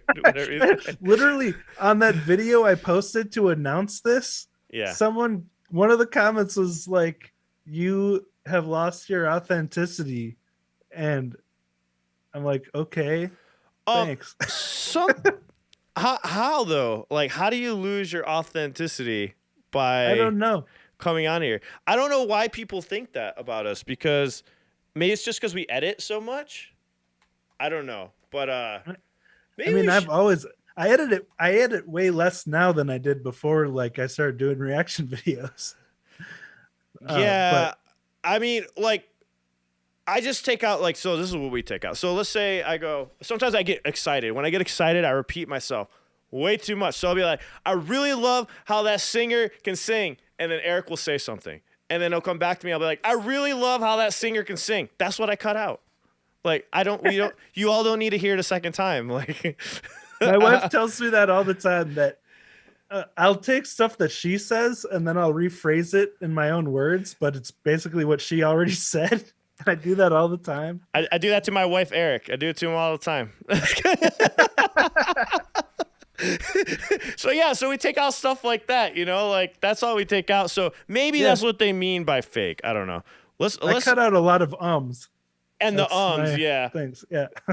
Yeah, but that doesn't mean it's fake, guys. I promise you. Well, what was I gonna say? Let's see. I'm curious. Let's see what comments. I want to see that comment. That's hilarious. But like I said, we had a lot of people that were mad at us because of like our first takes on like Band-Maid video, like because they knew that I wasn't a fan. They saw Eric was a fan, and I, of course, I've already apologized about this, but there was a couple videos where I got wasted and I made a complete ass out of myself. So I know we probably lost a lot of people because of that, So that's probably what they mean. That's where we get the hate from, because I had a pretty bad drinking problem. I developed one halfway through doing YouTube. I don't anymore because I had a catastrophe on a stream not too long ago. So yeah, I had to apologize, but not getting too deep into that. But I don't do it anymore. So I actually finally feel normal for once. But wow. But yeah, so I went through that while doing the stream. Yeah, so damn, I wasn't expecting to talk about that. So anyways, we're gonna move on from that. But yeah, that's fun. So a lot of that stuff happened. So I had to there's a couple I had to do a couple hey guys, I really fucked up. I'm sorry. And then kind of we had to change. It had to change like the way that we're doing things. And then it took me a good 2-3 months to recover. And then so I was like a miserable prick pretty much on reactions, and I had to fix that. And you know, not miserable, like it wasn't like, I think people took it the wrong way. They said, oh, that means you're not gonna be honest anymore. I'm like, no, that's not what it means. It means I'm not gonna just straight up be like, I hate this. No, I'm gonna be like, it's not my thing, and this is why it's not my thing, but I do appreciate this. You can still say you don't like something without saying I hate it, you know? Like there's the way you say it. And that's what I meant, but a lot of people took it the wrong way. Yeah, that's the thing with a public audience, like you gotta be careful the way you phrase things, because people will take you out of context if they can find a way to. And see, I'm okay with it as long as I'm happy with the way that I said it. Like, because there was a couple of reactions like, I don't like this, and I'm like, oh, that was ugly. Even I was like, oh, why did I just say it like that? Like, just fucking give some explanation. Like, talk about the music a little bit more. But yeah, so. Those who know, yeah. Mikoto, yeah. Those who know. So yeah, I've been through a rough year. So, but somehow we kept doing this channel. I don't know how we kept it going. We just kept doing it. Well, good for you for being on the upswing and like keeping going after that. Like, yeah, I respect that a lot. Just unfortunately, some of the people watching us, I'm sorry for those that haven't heard me say sorry. I am sorry about all that stuff. I made a couple videos about it, talked about it on the stream, and here's apology again. So it's never gonna happen again. I made a promise that it's not gonna happen again. So completely clean off it and clear from it. So hey, Mikata won. All right, let's check this out. I'm gonna do it in this. I normally do in this style. Do you guys want it in this style, or do you want it in? Oh shit! I don't even know if I have the other styles set up. Let's see. This is how we do our reactions. Or do you want it like this? How do you guys want the reaction? Like this or like the other way? We'll do it the other way. I think they want to see your face. I was trying to get in that shot there. Oh hey, look at you're over there. All right, let's. Oh, now we're under our own logos. Oh, was it mixed up? Was it mixed up? God damn it! Why didn't anyone tell me? It's okay. I'm cropping that out. I thought it was on purpose. No, it wasn't. All right, this is Mikata. Here we go. All right.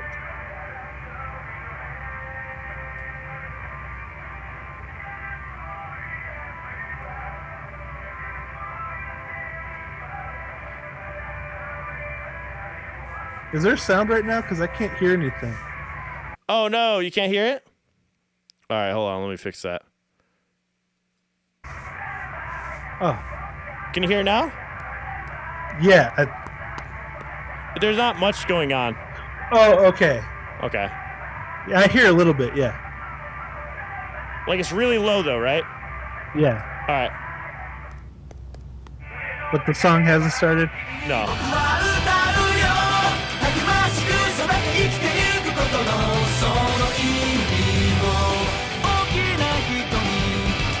Is that better? Ooh. Was that better? Yeah. All right, cool. When we, all right. Oh, you pause it. Okay, good. Yeah. When we started, it was low on purpose. So, okay, cool. I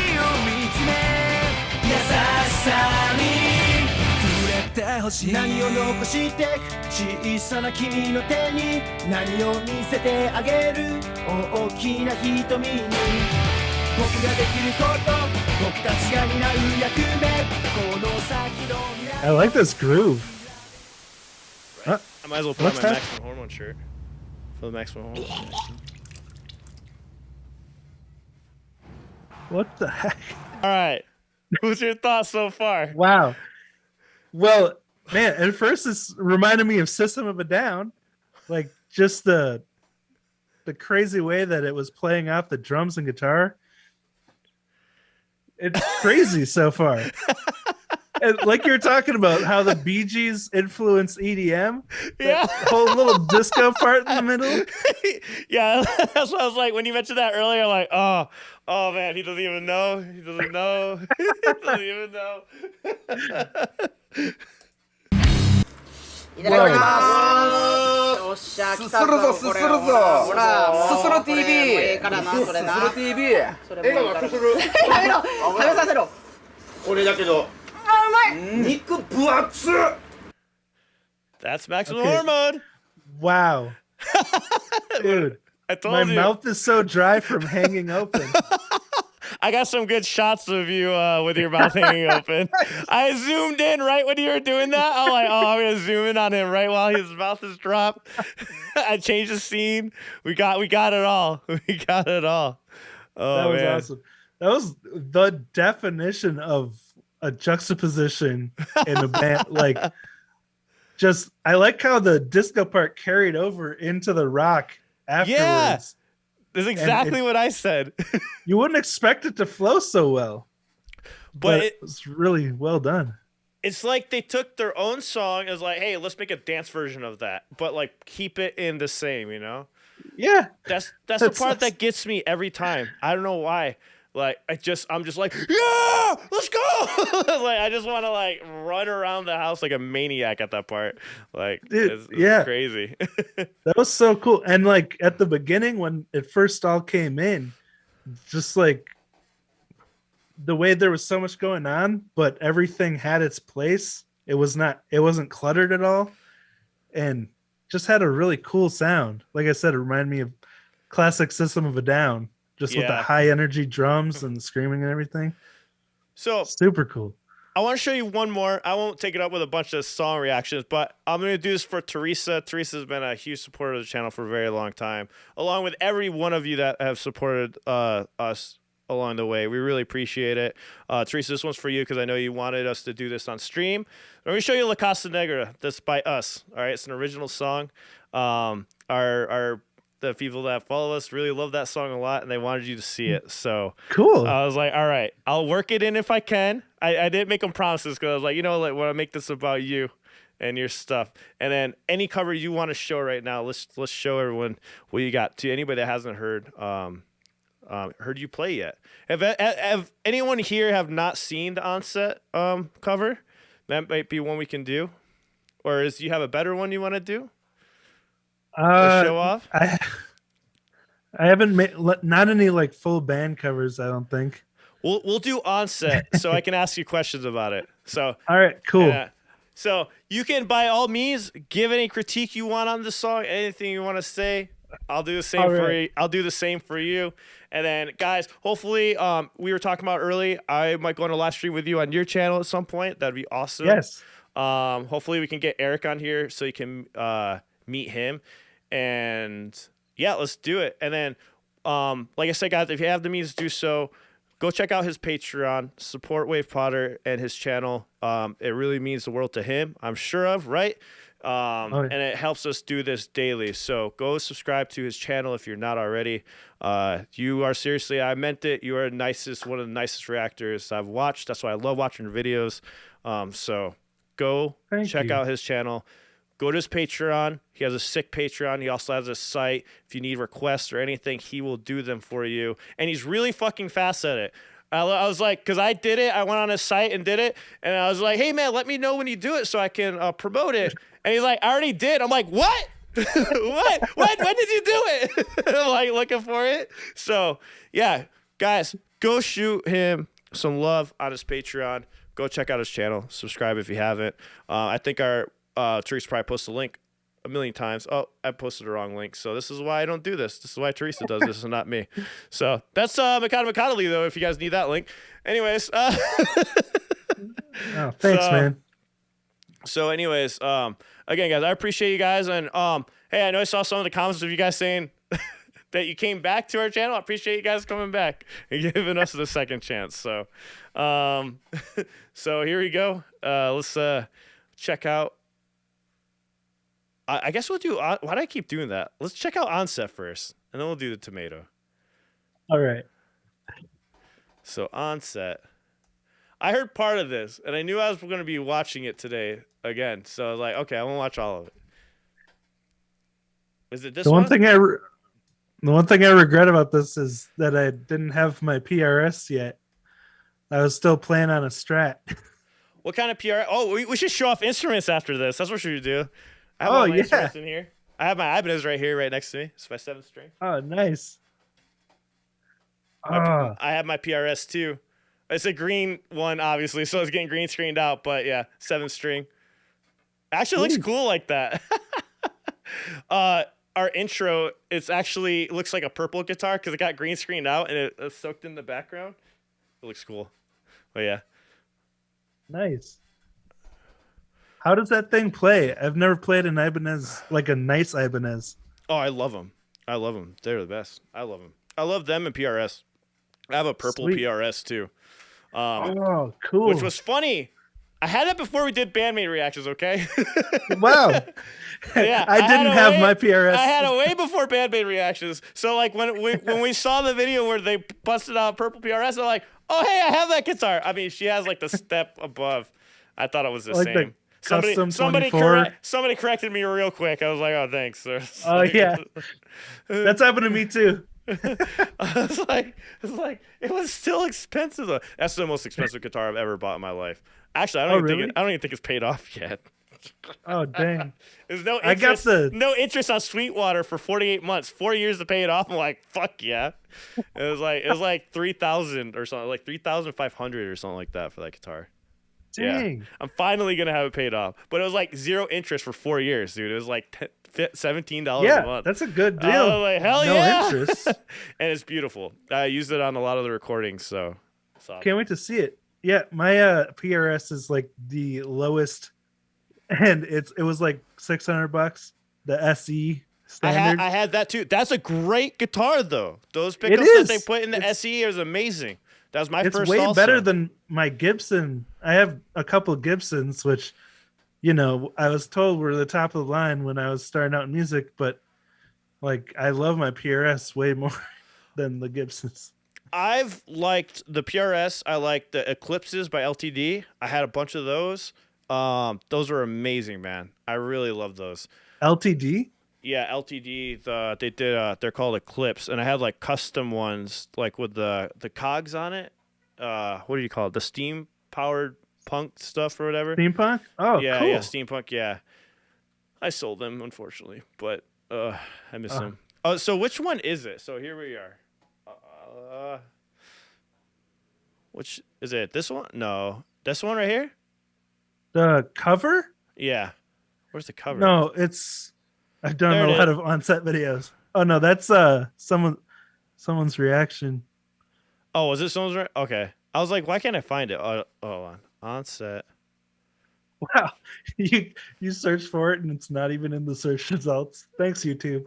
Yeah, I know. Like everything else was in there. YouTube doesn't love to promote covers very much. That's weird. Yeah, our Maximum Hormone cover is the same thing. It didn't get promoted as much. The Band-Maid one did. Our Band-Maid cover did get. There it is. Oh, there it is. Yeah. What's up, quarter pounders, maniacs, masters, and princesses? Welcome to my very first Band-Maid cover. I'm really excited about this one because these ladies have inspired me so much over the past few months. I just want to preface this by thanking a few other amazing YouTube channels who have really helped inspire me to do this. Axe Japan with his awesome guitar cover of this, and he even did a guitar lesson if you're interested in learning Onset for yourself. I also want to thank Metcha Ryosuke YouTube channel. They did an amazing bass cover of this song that I watched over and over to really get a feel of what Misa's doing on the bass. That was really helpful. They even added different embellishments in there that I included in my own cover because they were so cool. Jose Pablo GL, I think that's how you pronounce it. Otherwise, maybe Josep Ablog. No, I'm pretty sure. I'm pretty sure it's Jose Pablog. He did some awesome Band-Maid. It's funny that you hate hearing yourself talk, but you have like that soothing voice. Oh, I do? Yeah. Thank you. Like, trust me, at least you don't have an obnoxious voice like mine. I used to. Ask anyone who knew me as a teenager. They'll tell you. Oh God. It was obnoxious. See, and when I was a teenager, I didn't talk. I was a quiet kid. I was a quiet kid in the back that never said a word. Yeah, that changed. Really? Yeah, never said a word. Not till I got out of high school. I started living life. Dang. Yeah, I was a loudmouth when I was a teenager. That's funny. I kept to myself. Never said a word. Interesting. Guitar covers as well. Very inspirational. Sam Querubin did guitar playing both parts, Konami and Miku's guitars. And of course, thank you to Vladimir Chupin, Frank Gonzalez, P&D, Pharonx, and A Metal Has Perspective for all taking time to send me some great Band-Maid links over on Gmail. They've been very helpful. I've been playing music for about 27 years, and I can say without a doubt, this cover has been the most difficult thing I've ever done musically. YYZ is a close second, but this was even harder. Every part of this song is challenging. Even Miku's guitar part is surprisingly difficult. Each of these parts required several days of practice, several hours of camera space, and many takes of failed attempts. But I didn't give up, so it's not perfect, but it is what it is. Wabi sabi. So please remember to pound like if you do enjoy this. It really helps a lot. And if you really want to help, please consider sharing this video with other people who you think would like it, or even maybe Band-Maid themselves, tagging them on Twitter or Instagram. Get to or something. the cover, It'd man. be really cool if they could see this video. Anyway, all right, here we You go. want me to fast forward it? I was gonna tell you. I've when I saw this, I was like, I thought the same thing. I'm like, man, he should just jump to the cover. I'm starting to do that now, but for some reason, when I first started doing covers, I felt the need to give like a long explanation of why it sucks.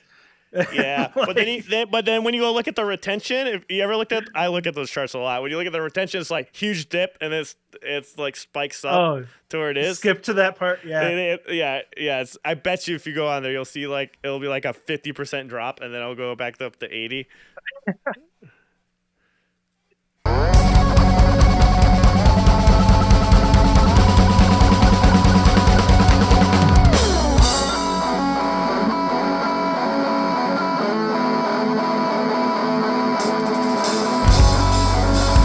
Is that Pac-Man? Do you have Pac-Man art on the neck of your guitar? Yep. That is badass. That made the whole video right now. Awesome. They were vinyl peel and stick inlays. Oh. That's my Frankenstein custom guitar. It was like $100 guitar that I drilled into the day I got it and turned it into a monster. Nice. That's all. Hey, hell yeah.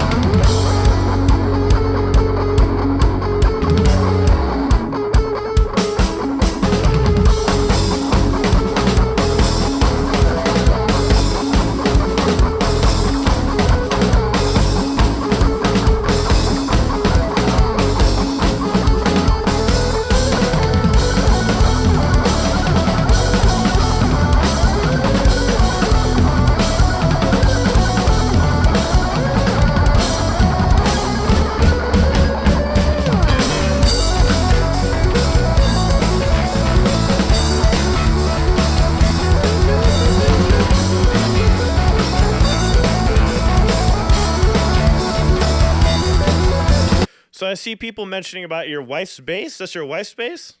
Oh, yeah. I mean, thought it was yours. It was when I bought it, but now I'm the only one that plays it. So your wife plays also?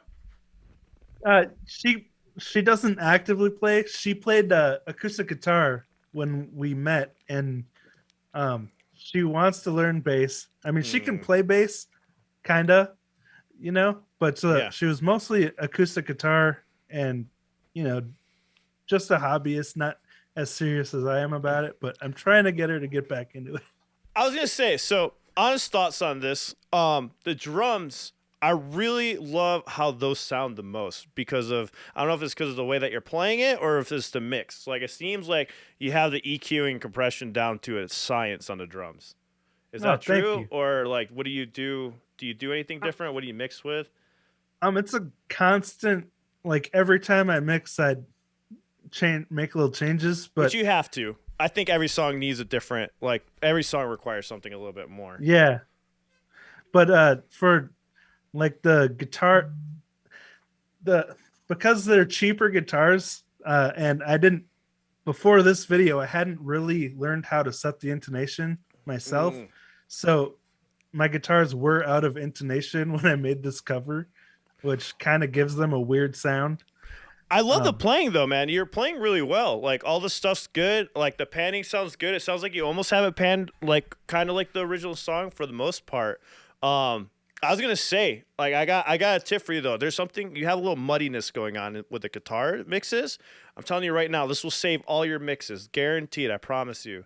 Put an EQ on everything, right? Just slap an EQ. Just try it. I tell everyone when I teach people in class for EQing, scoop out just the low frequencies up to 60 on every single instrument. I guarantee you'll hear clarity immediately on your entire mix. And it'll The sound high pass amazing. filter on the master. Yeah, just a high. Not. Don't do it on the master because you still need a little bit of it, right? Like so, what I do is like the kick drum. Depends on what you want. If you like the beefier kick, then you only put it up for only the kick, right? But the bass, you scoop that part out and then you put that part up on the bass instead for the low. And that's how you get the bass to match up perfectly with the kick. So like when you like if you listen to like the Band-Maid, like what you were saying, that's why it sounds like that because only the bass drum I have taking up that subwoof frequency, and then the bass will do it. But on Maximum Hormone, I switch it.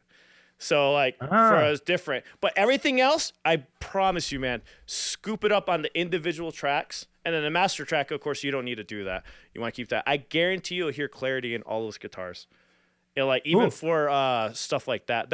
I think that's what it was. I did watch part of this already. I remember thinking that like, man, the drums sound like banging and the playing sounds really good. It's more the mixing because that's always sticks in my head first when I listen to it. But yeah, but I don't know what do you use to mix though?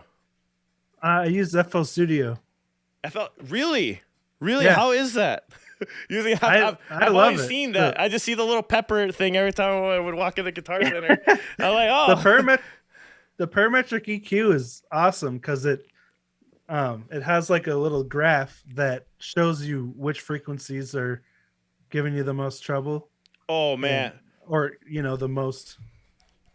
Yeah, yep. Sound. I know exactly what you're talking about. It's Logic has it also. You turn on the analyzer, and it shows you where all the waves are coming in, so you know exactly where to get it or where to get the woodiness out of there and stuff like that.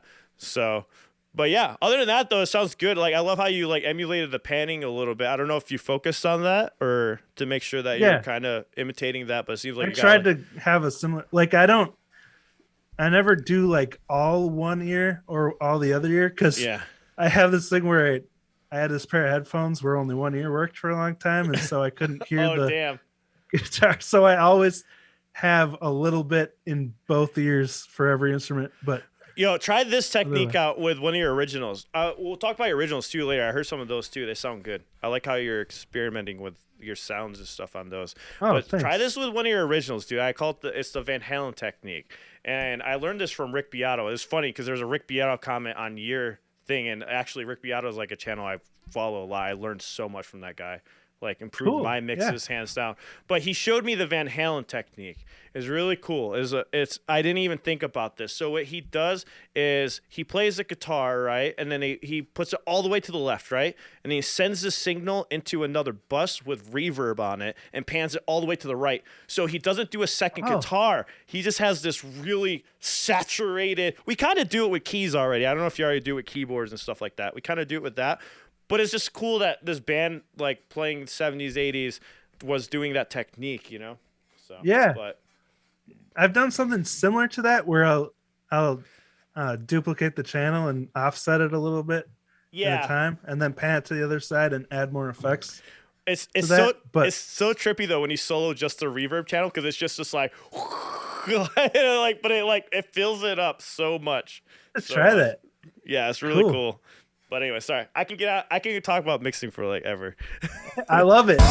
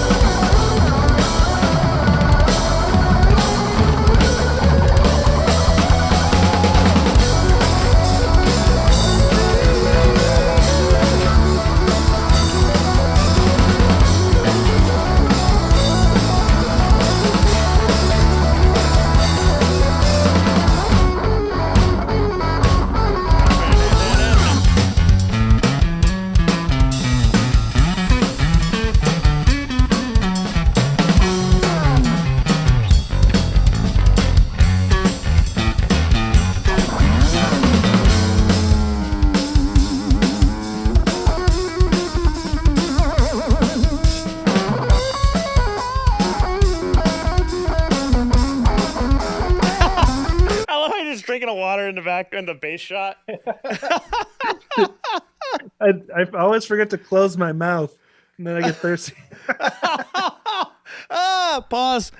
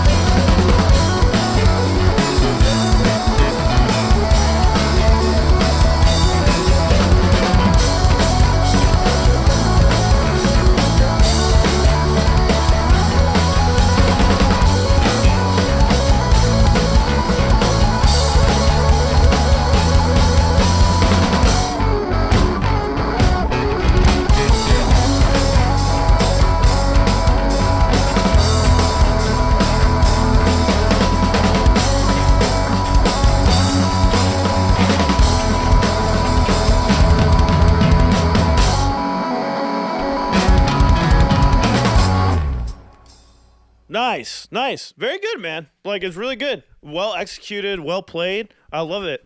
Like, it sounds really, really good. Really good. I don't remember the leads from the original, so I don't know how close the leads are. If did you just make up your own leads on that one, or? I did my best to copy Konami, but Gotcha. Yeah, I wasn't sure because like I do that. I'll just make up new solos, like, or solos that I like or that I feel from this song, you know. Nice. So yeah. like, because even for our Band-Maid cover, it was like I just did what I felt in it, and I did learn her solo, but like I just did little different stuff in the sweeping side of it, added some extra notes here and there, Cool. But anyways, that was awesome, man. Good job, dude. Sounded good. Thank you. Sounded Thank good. you. I'm glad I waited to listen to it because I almost listened to the whole thing because like I said, I binged your channel today, so I was like, I was like, okay, don't watch the covers though because we're probably gonna watch one of the covers. So, Cool. all right, so Thank you. we're gonna see your reaction to the Tomato Man, All right. or should we show him Eric's dance? Have you seen Eric's dance? No. I'll scare everyone from the stream. We'll stay away from Eric's dance, okay? I'm sorry, guys.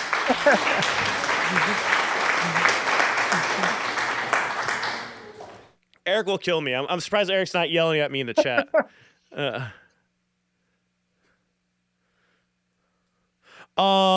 AM Perspective said thanks for the shout out, by the way, earlier while the song was playing. Oh yeah. Hey man.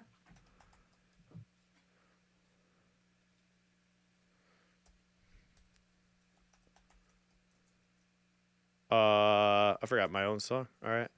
Cool. So this is the original. Yeah, you haven't seen any of our originals, right? Yet? No. All right. Sweet.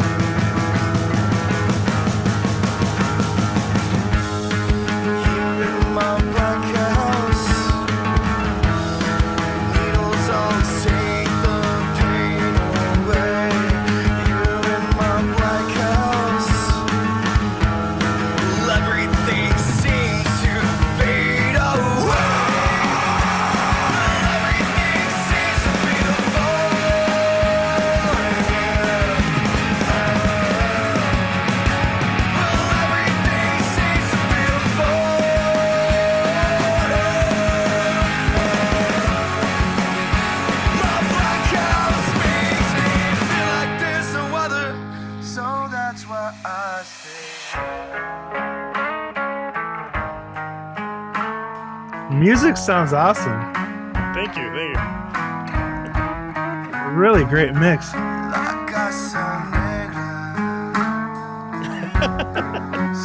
I have some questions about the video.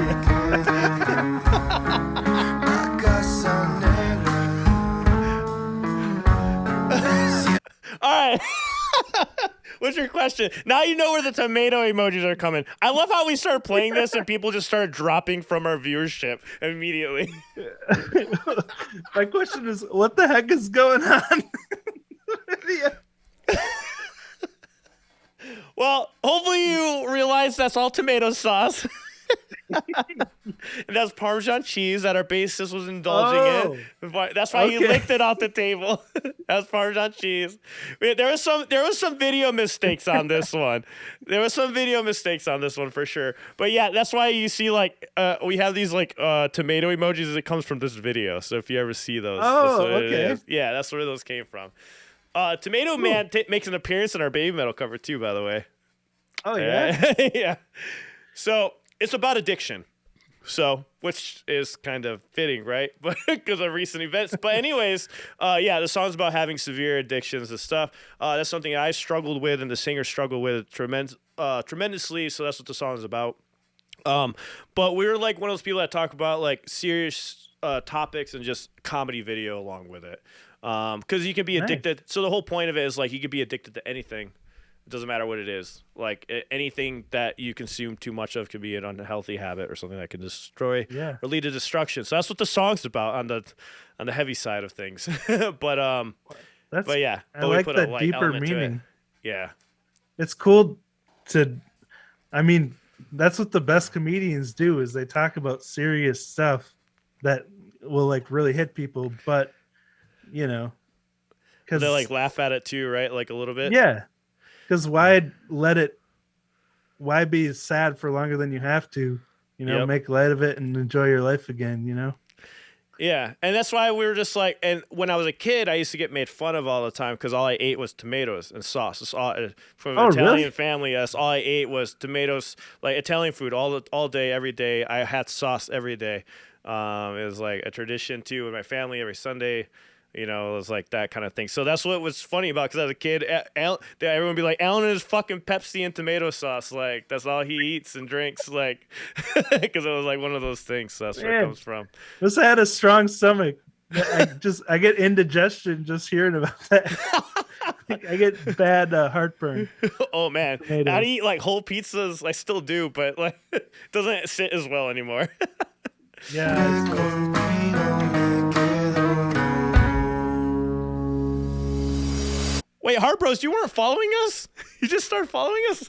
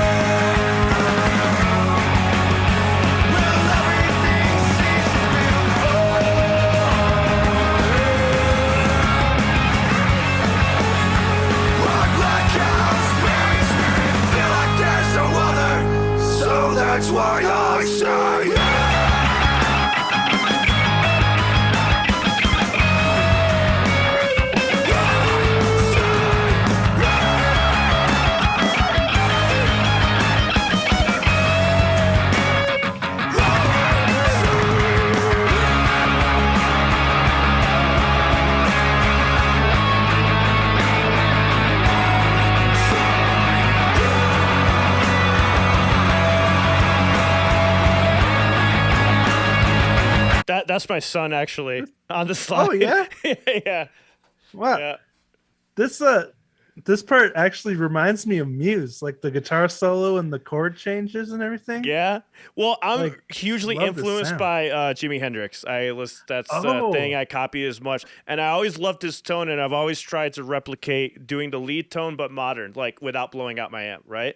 So Yeah. this was my way of doing it. Like, there's barely any distortion on my leads, dude. Like, barely anything. Like, it's all like EQ precision with it, and like barely driven, very light reverb. So like, this is just my fingers. Like, if you see me play, I'm like bending the shit out of it, like doing the effects with my hands so I could get that feel, like that feel. I make the That's craziest awesome. faces too when I do solos. I turn into my face turns into a fucking scrunchie. Like, people. Yeah, dude. Guitar face. It's a real thing. Yeah, it's brutal.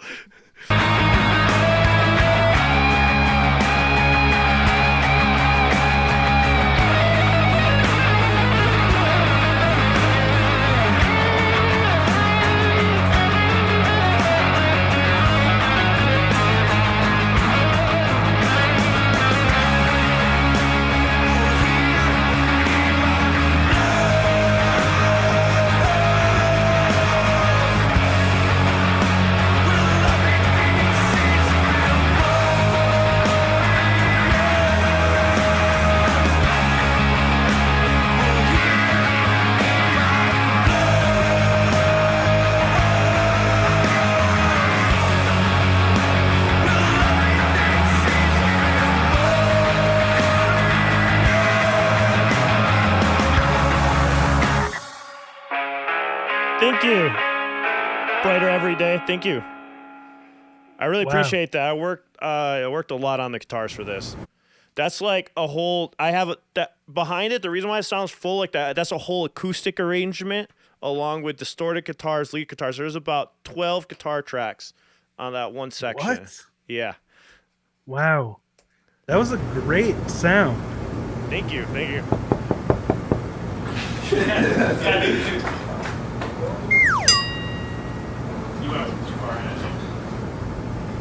So he was tripping out the whole time. Okay. Wow. Yeah. And I love how much thought went into this song and the video. Just so artistic. And you said you are an audio engineer? Yeah, I mean, like I said, I'm not trained in it, but I studied it. I out of necessity. It's the same thing. Every person that mixed our songs, it sounded like garbage. I hated it. It sounded too thin.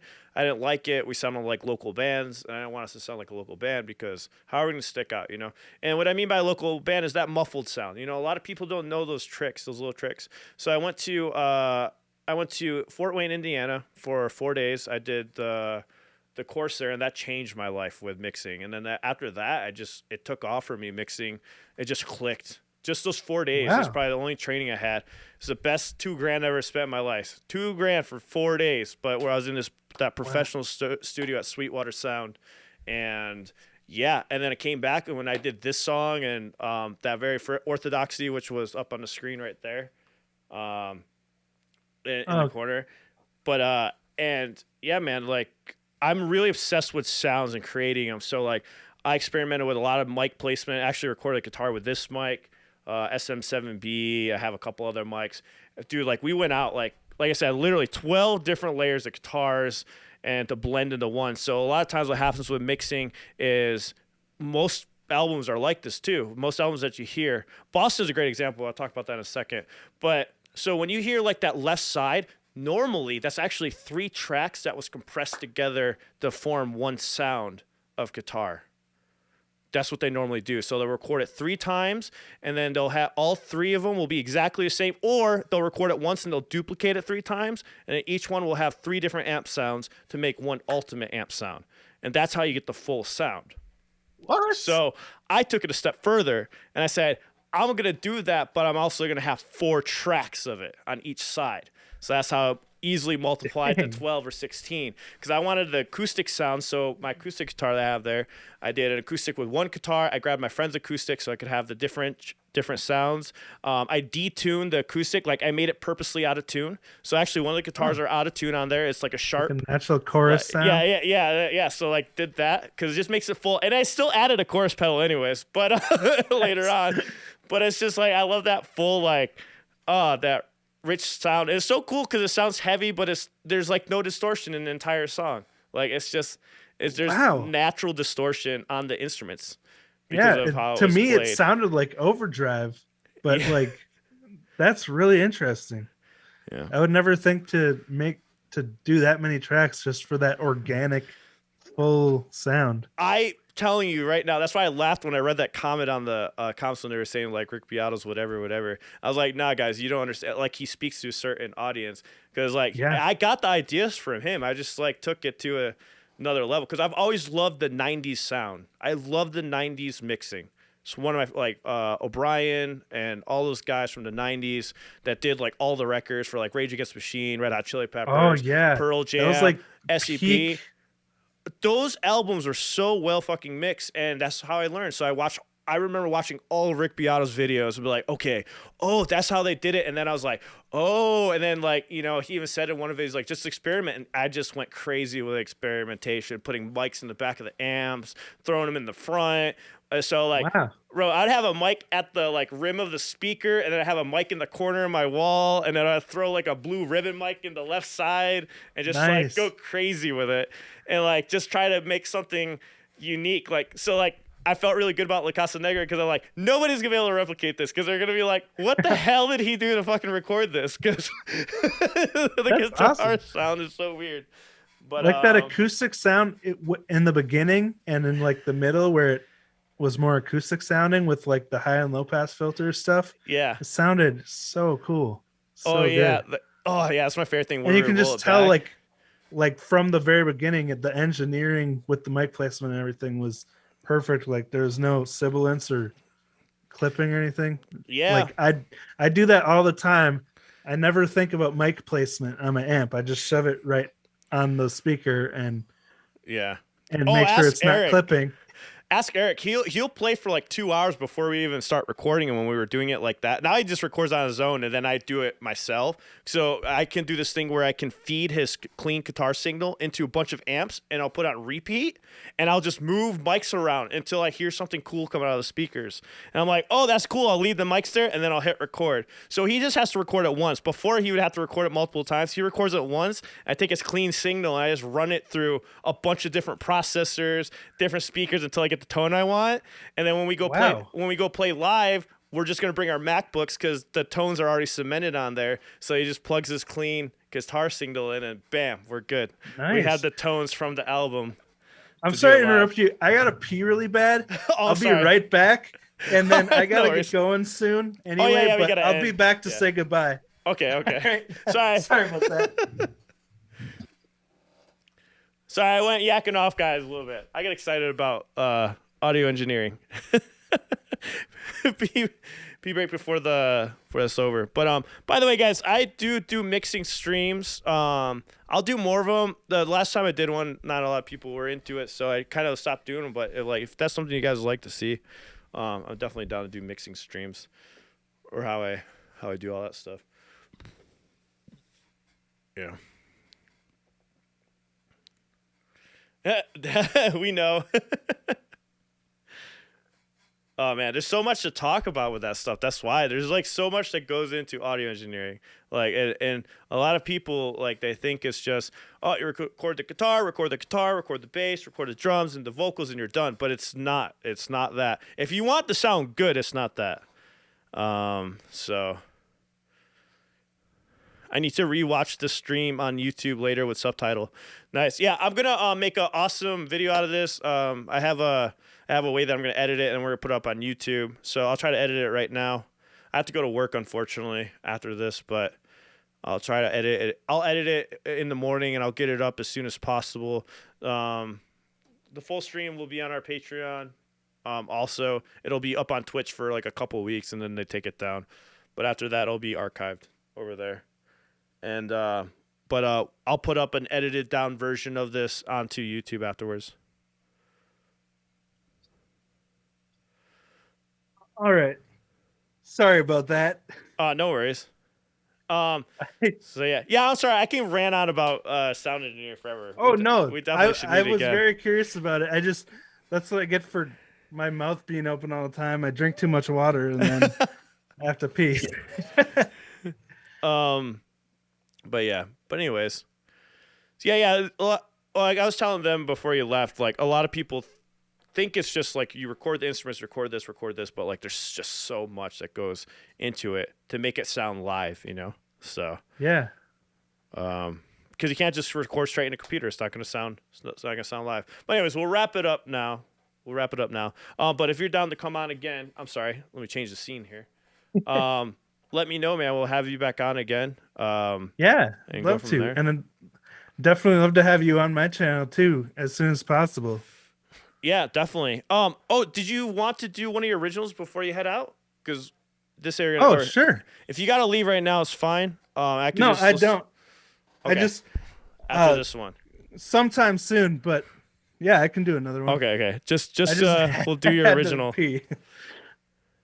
We'll do your original, and then I have to actually go to work. So, Gotcha. which original do you want to do? Oh, that's a good question. Were you listening to the newer ones, like the Golden Handcuffs? I heard partials of them. Like I haven't heard full songs, so I knew we were gonna probably react to one of them. I suppose like anything on the new EP. Do you have a would music be video? good. Do you have a music video to any of them? No, that's like up until recently, I didn't really have much of an audience to share stuff with. So, Gotcha. Since I made this, I never made a music video. I want to eventually for this album, for this EP, but That would be awesome. Which songs should we do? let's do Stress Relief. It's the one that's actually got like real instruments in it. And I would like your feedback on the mix. All right, yeah, for sure. Because I know it could be better.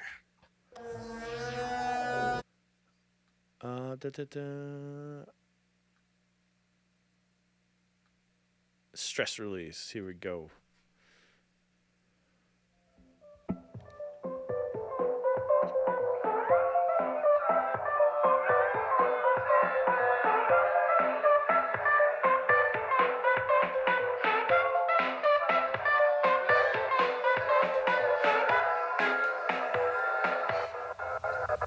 Thank you, AM.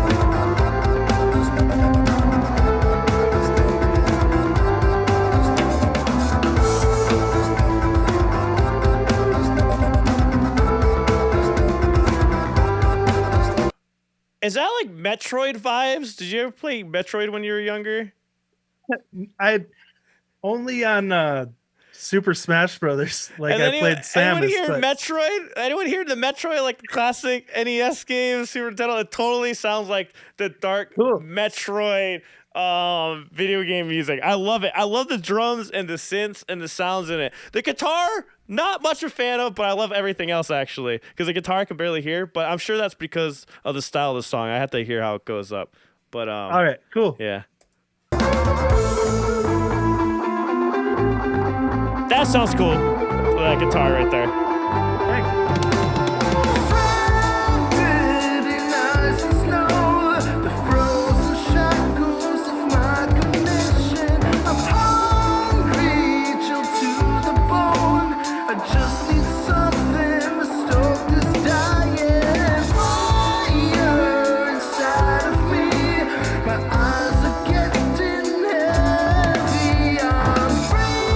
They're saying it wasn't guitar yet. There was definitely guitar earlier. Wasn't Yeah, there? it's- yeah. There's somebody The Silent Guest guitar's says it's not panned guitar both yet. sides. Yeah, they're saying it's not guitar yet. I'm pretty sure it was. But I like that, and I like your voice on this. And I heard this in another song. Like, I got a question for you. So, because I'm nervous as hell to record like my first vocal stuff. How the hell did you get over that? Like doing vocals yourself? When I was a teenager, I played in a live cover band, and so I was singing lead vocals in bands when I was a teenager. So I kind of got over that, but actually just got over a patch where I was just doing instrumental covers because I was scared to sing because I had went a long time without practicing. But yeah, I don't know how I do it. Yeah, I'm like scared shitless. I tried to do a live stream of me singing, and it was very disastrous because I was so nervous the entire time. I was so nervous.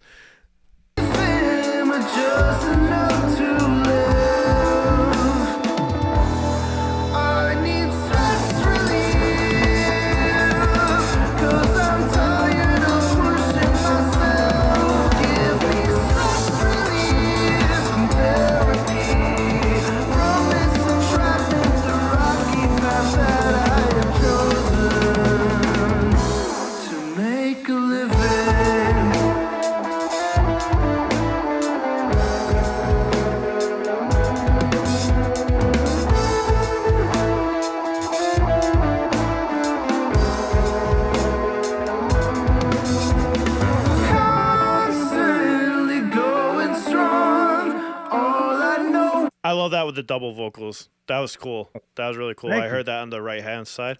Is the painful waking prior to the sun. I'll never get used to this.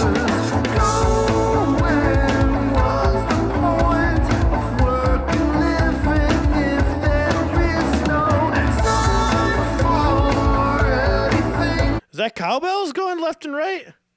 yeah, it's supposed to sound like a clock ticking. Oh, because the song is kind of about not having time to do anything. Oh, okay. I like the vocal sound a lot. It sounds too thin, meaning like I think you should have done another layer to thicken it up, or put do you know what is it called? I can't remember the name. There's an actual plugin. I have it on Logic where it thickens your waves. I think that's what it needs on it, so it can spread. It's called a spreader. So you put a spreader on your vocals, and that really lightens it up. It really expands it because your vocals sound good. Cool. I love the tone of it. If you threw a spreader on that, it'd be awesome. I think for the I would love to remix this song because this is a song I've been working on for several years, and I've never been happy with the mix. So I appreciate. You have a lot of layers in here too, so that's probably why. The more layers you throw on it, the worse it gets. Trust me, Attack on Titan was 1 minute and 38 seconds. It was a nightmare of the song to do. It was 102 tracks. It was insane. One of the worst songs I've ever mixed in my life, and it was only for 1 minute and 38 seconds. It's How do you even keep track of that many tracks? It was the biggest. It was the biggest 1 minute and 30-second music video I've ever done. Yeah, I bet. When you want to make an adjustment, how do you even know what track it's coming from? The next time I should have you on, I'll show you my sessions, and you're gonna be like, "What the?" Yes. Fuck? They're massive. I have to have the long monitor just to scroll through all of them. Yeah. You said you use Logic? Yeah, Logic. Yeah. Nice.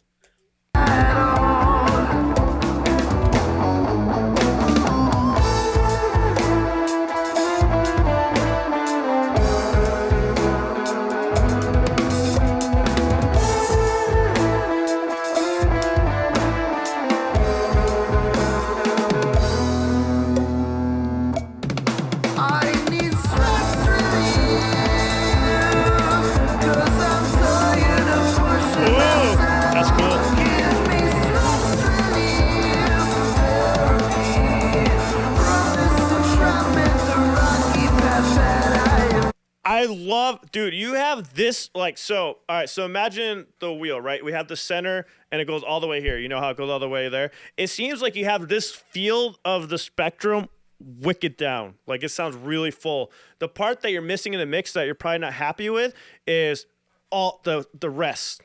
You know what I'm saying? It seems like you have everything to here, to here, to here, to here, but we're neglecting the sounds that aren't really heard, but they still make a difference because people will still hear it. And that's the whole Van Halen technique, having those muddy reverbs that aren't very audible, but they're there, but not there. Nobody notices until you mute them out. That's what I'm hearing. If that's what you're talking about, trying to make the mix better, but it sounds really good. What you have mixed sounds good. You know what I'm saying? It sounds good. So now at this point, I'll just be like, get a clean guitar, like play your exact riff, but just a clean guitar, put it super low, saturated and reverb all the way pan to the right, like all the way to the right, like to as far as it can go. And that's how you like fill up those like spectrums, because people won't really notice it. Like you heard with La Casa, right? You're like, oh, it sounds like a couple guitars. No, there's 18 of them, but like, But it has such a full sound. It has a full sound. That's probably what you were looking for when you were mixing it. Yeah, but it sounds I've never really good. tried like the clean. I mean, there's 2 guitars in this. There's the distorted on one side and the clean on the other. And the clean, there were 2 tracks. There was an electric and an acoustic kind of layered together. Yeah. But that's as much as I went to for layering. So I've never tried layering before. Try this. All right. So you said you had a clean on one side and distorted on the other side. So I put them on both. But this is how I do it. So if the clean is here on this side, I have the other clean all the way to the left on this side. So they're like this, like as a straight line.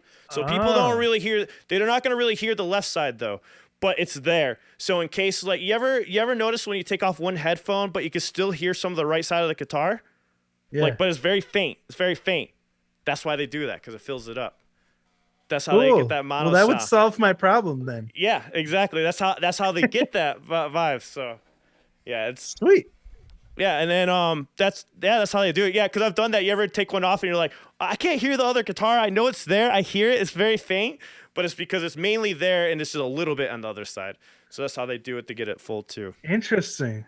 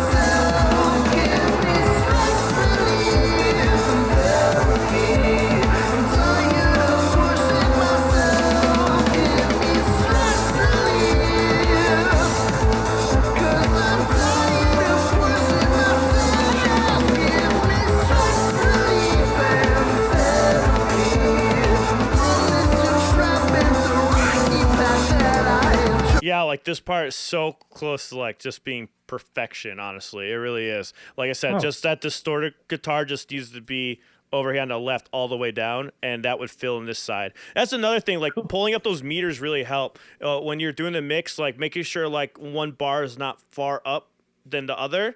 And like you want to keep it kind of close. So right now it sounds like it's really loud on the right, but I guarantee you if I play this in the car, it would sound like beautiful. It really does. Normally when you hear it in a car, it's more like comes out a mono sound. On speakers, you just hear exactly where all the frequencies lie.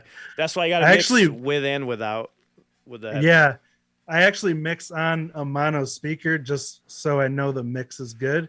Yeah, on any crappy speaker. But when I was mixing this, I did neglect the headphones and getting that stereo.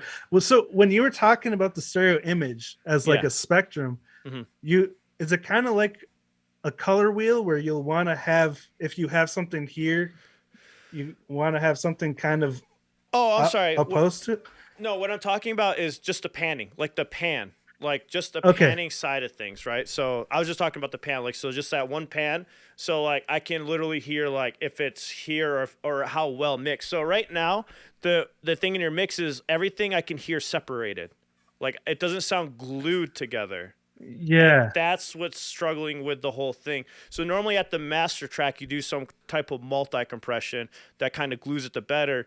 Or you have sub mixes. So all your guitars should go to one main track and then you glue it with a compressor, right? And then you have all your drums go to one track, glue it with a compressor. And then you have the master glue is what I consider it. That's how I explain it to my students. And then you have like this ultimate, like it's like art, just glued all together perfectly. And then when people listen to it, they can't tell that there's the 12 guitar tracks or the 8, whatever. So, you know what I mean? But when people start doing the multiple tracks, they forget that part.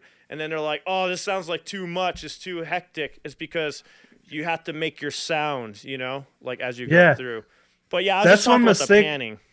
That's what I was talking Okay. about, not the spectrum. But That is something I never do, is creating like a bus for each like section of instruments and compressing them together, or yeah, I just do individual tracks and then send them to the master. yeah. So that's something I need to learn how to do.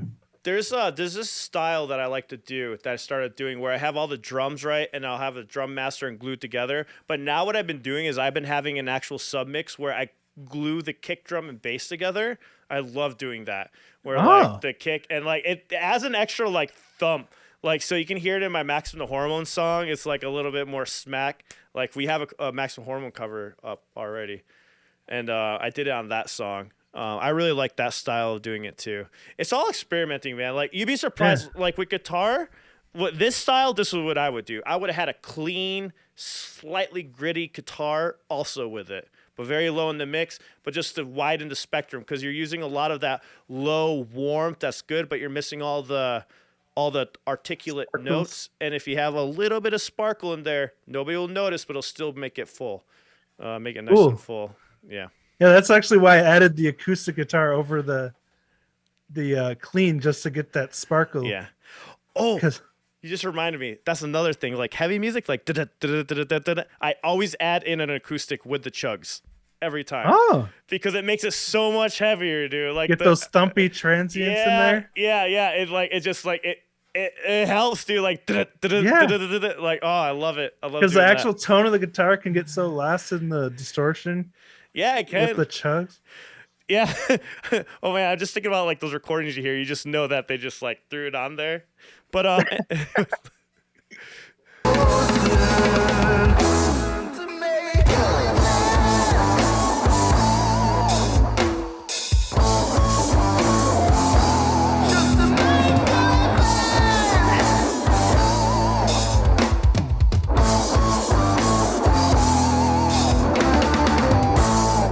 it's like you sound like this song sounds like the Muse and Jane's Addiction mixed.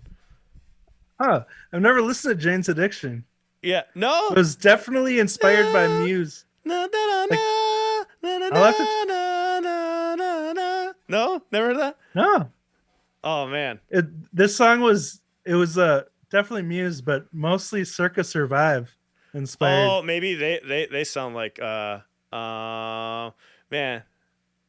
Hold on. I just gotta show you a really quick. Let me see if I can't. I never can remember the name of the song. Fuck. Anyone know what I'm talking about? Jane's Addiction. Anyone listen to Jane's Addiction? I think they've been like a kind of forgotten band. Yeah. When were they active? In the 90s. Here. You have like these vibes a little bit in it. Wait, I get to the vocals.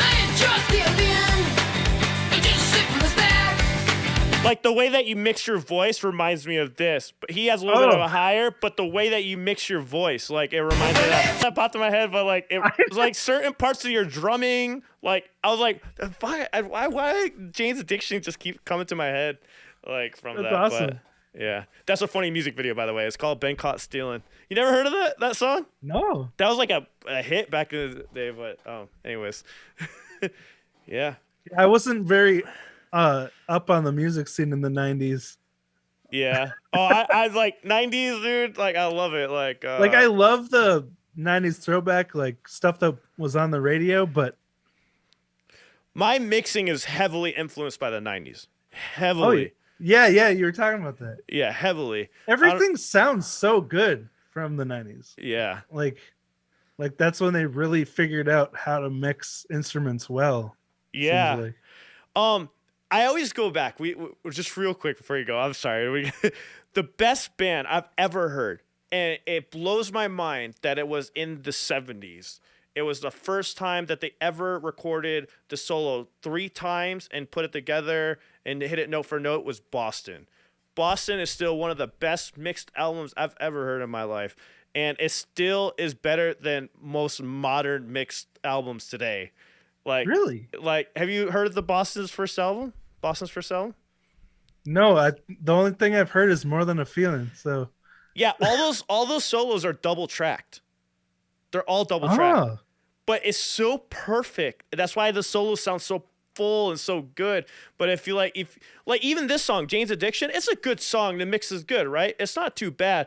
But when you go to like Boston and you listen to this song from the 70s, you're like, what the hell? Like, this sounds better than 90s mixes, you know? So it's like, I don't know. Wow. I always thought that was fascinating.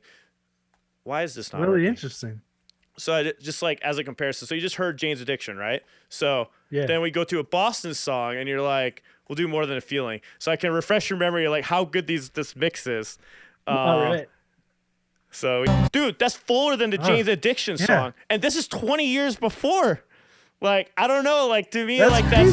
that Yeah. is like, listen to Yeah. that album. If you haven't heard that whole album, go listen to it. It like when people ask me my favorite album, one of my favorite albums of all time, I say this album. It's the only one I can definitively be like that album, like Wow. everything, like just everything. But that's because I might be a little bit biased too, because of the engineering standpoint. It's just so Yeah. phenomenally recorded, and it was done in the 70s. Like what? like because if you think about the 70s, think about like Jimi Hendrix and how that sounded, or like when Deep Purple came out, and like none of the audio on those albums come close to Boston, like whatsoever. They all sound like in the garage, and then Boston came out with this album back then, and it sounds like that. You're like, I can't imagine being born in that and like being there for that time era and just being like, I would have been blown away. I know for sure. Yeah. Wow, that's fascinating.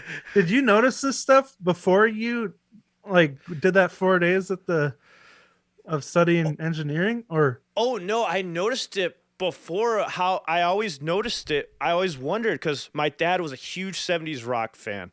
Always. 70s and 80s, but he loved 70s rock. That's how I got into it.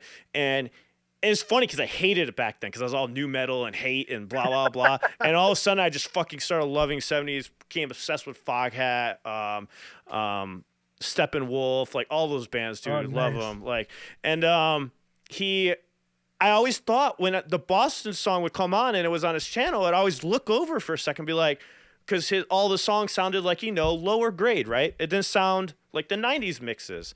And I would hear the Boston songs, and I'd be like, holy shit, that is good. Like, it was the one band that Wow. I would, like, give into on my dad and be like, all right, that's pretty good, at the time. Nice. And as I got older, I'm like, holy shit, this holds up, like, with all the other albums, like, with loudness and speed.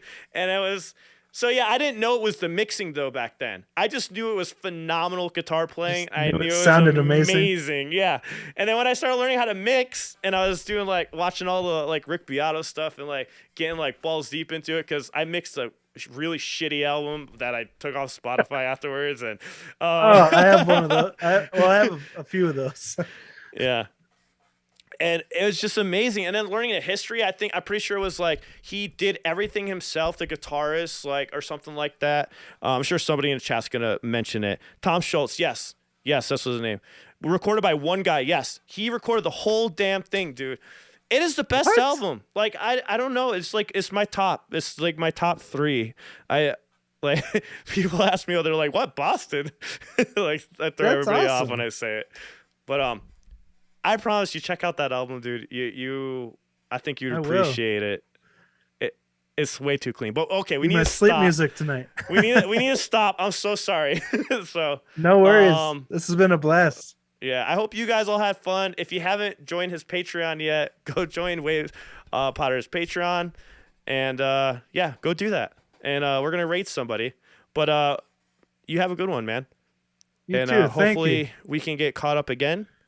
We're gonna raid another fellow musician. I think he's from Boston. Go figure. So let's go raid him. He's playing electric guitar right now, and we'll go from there.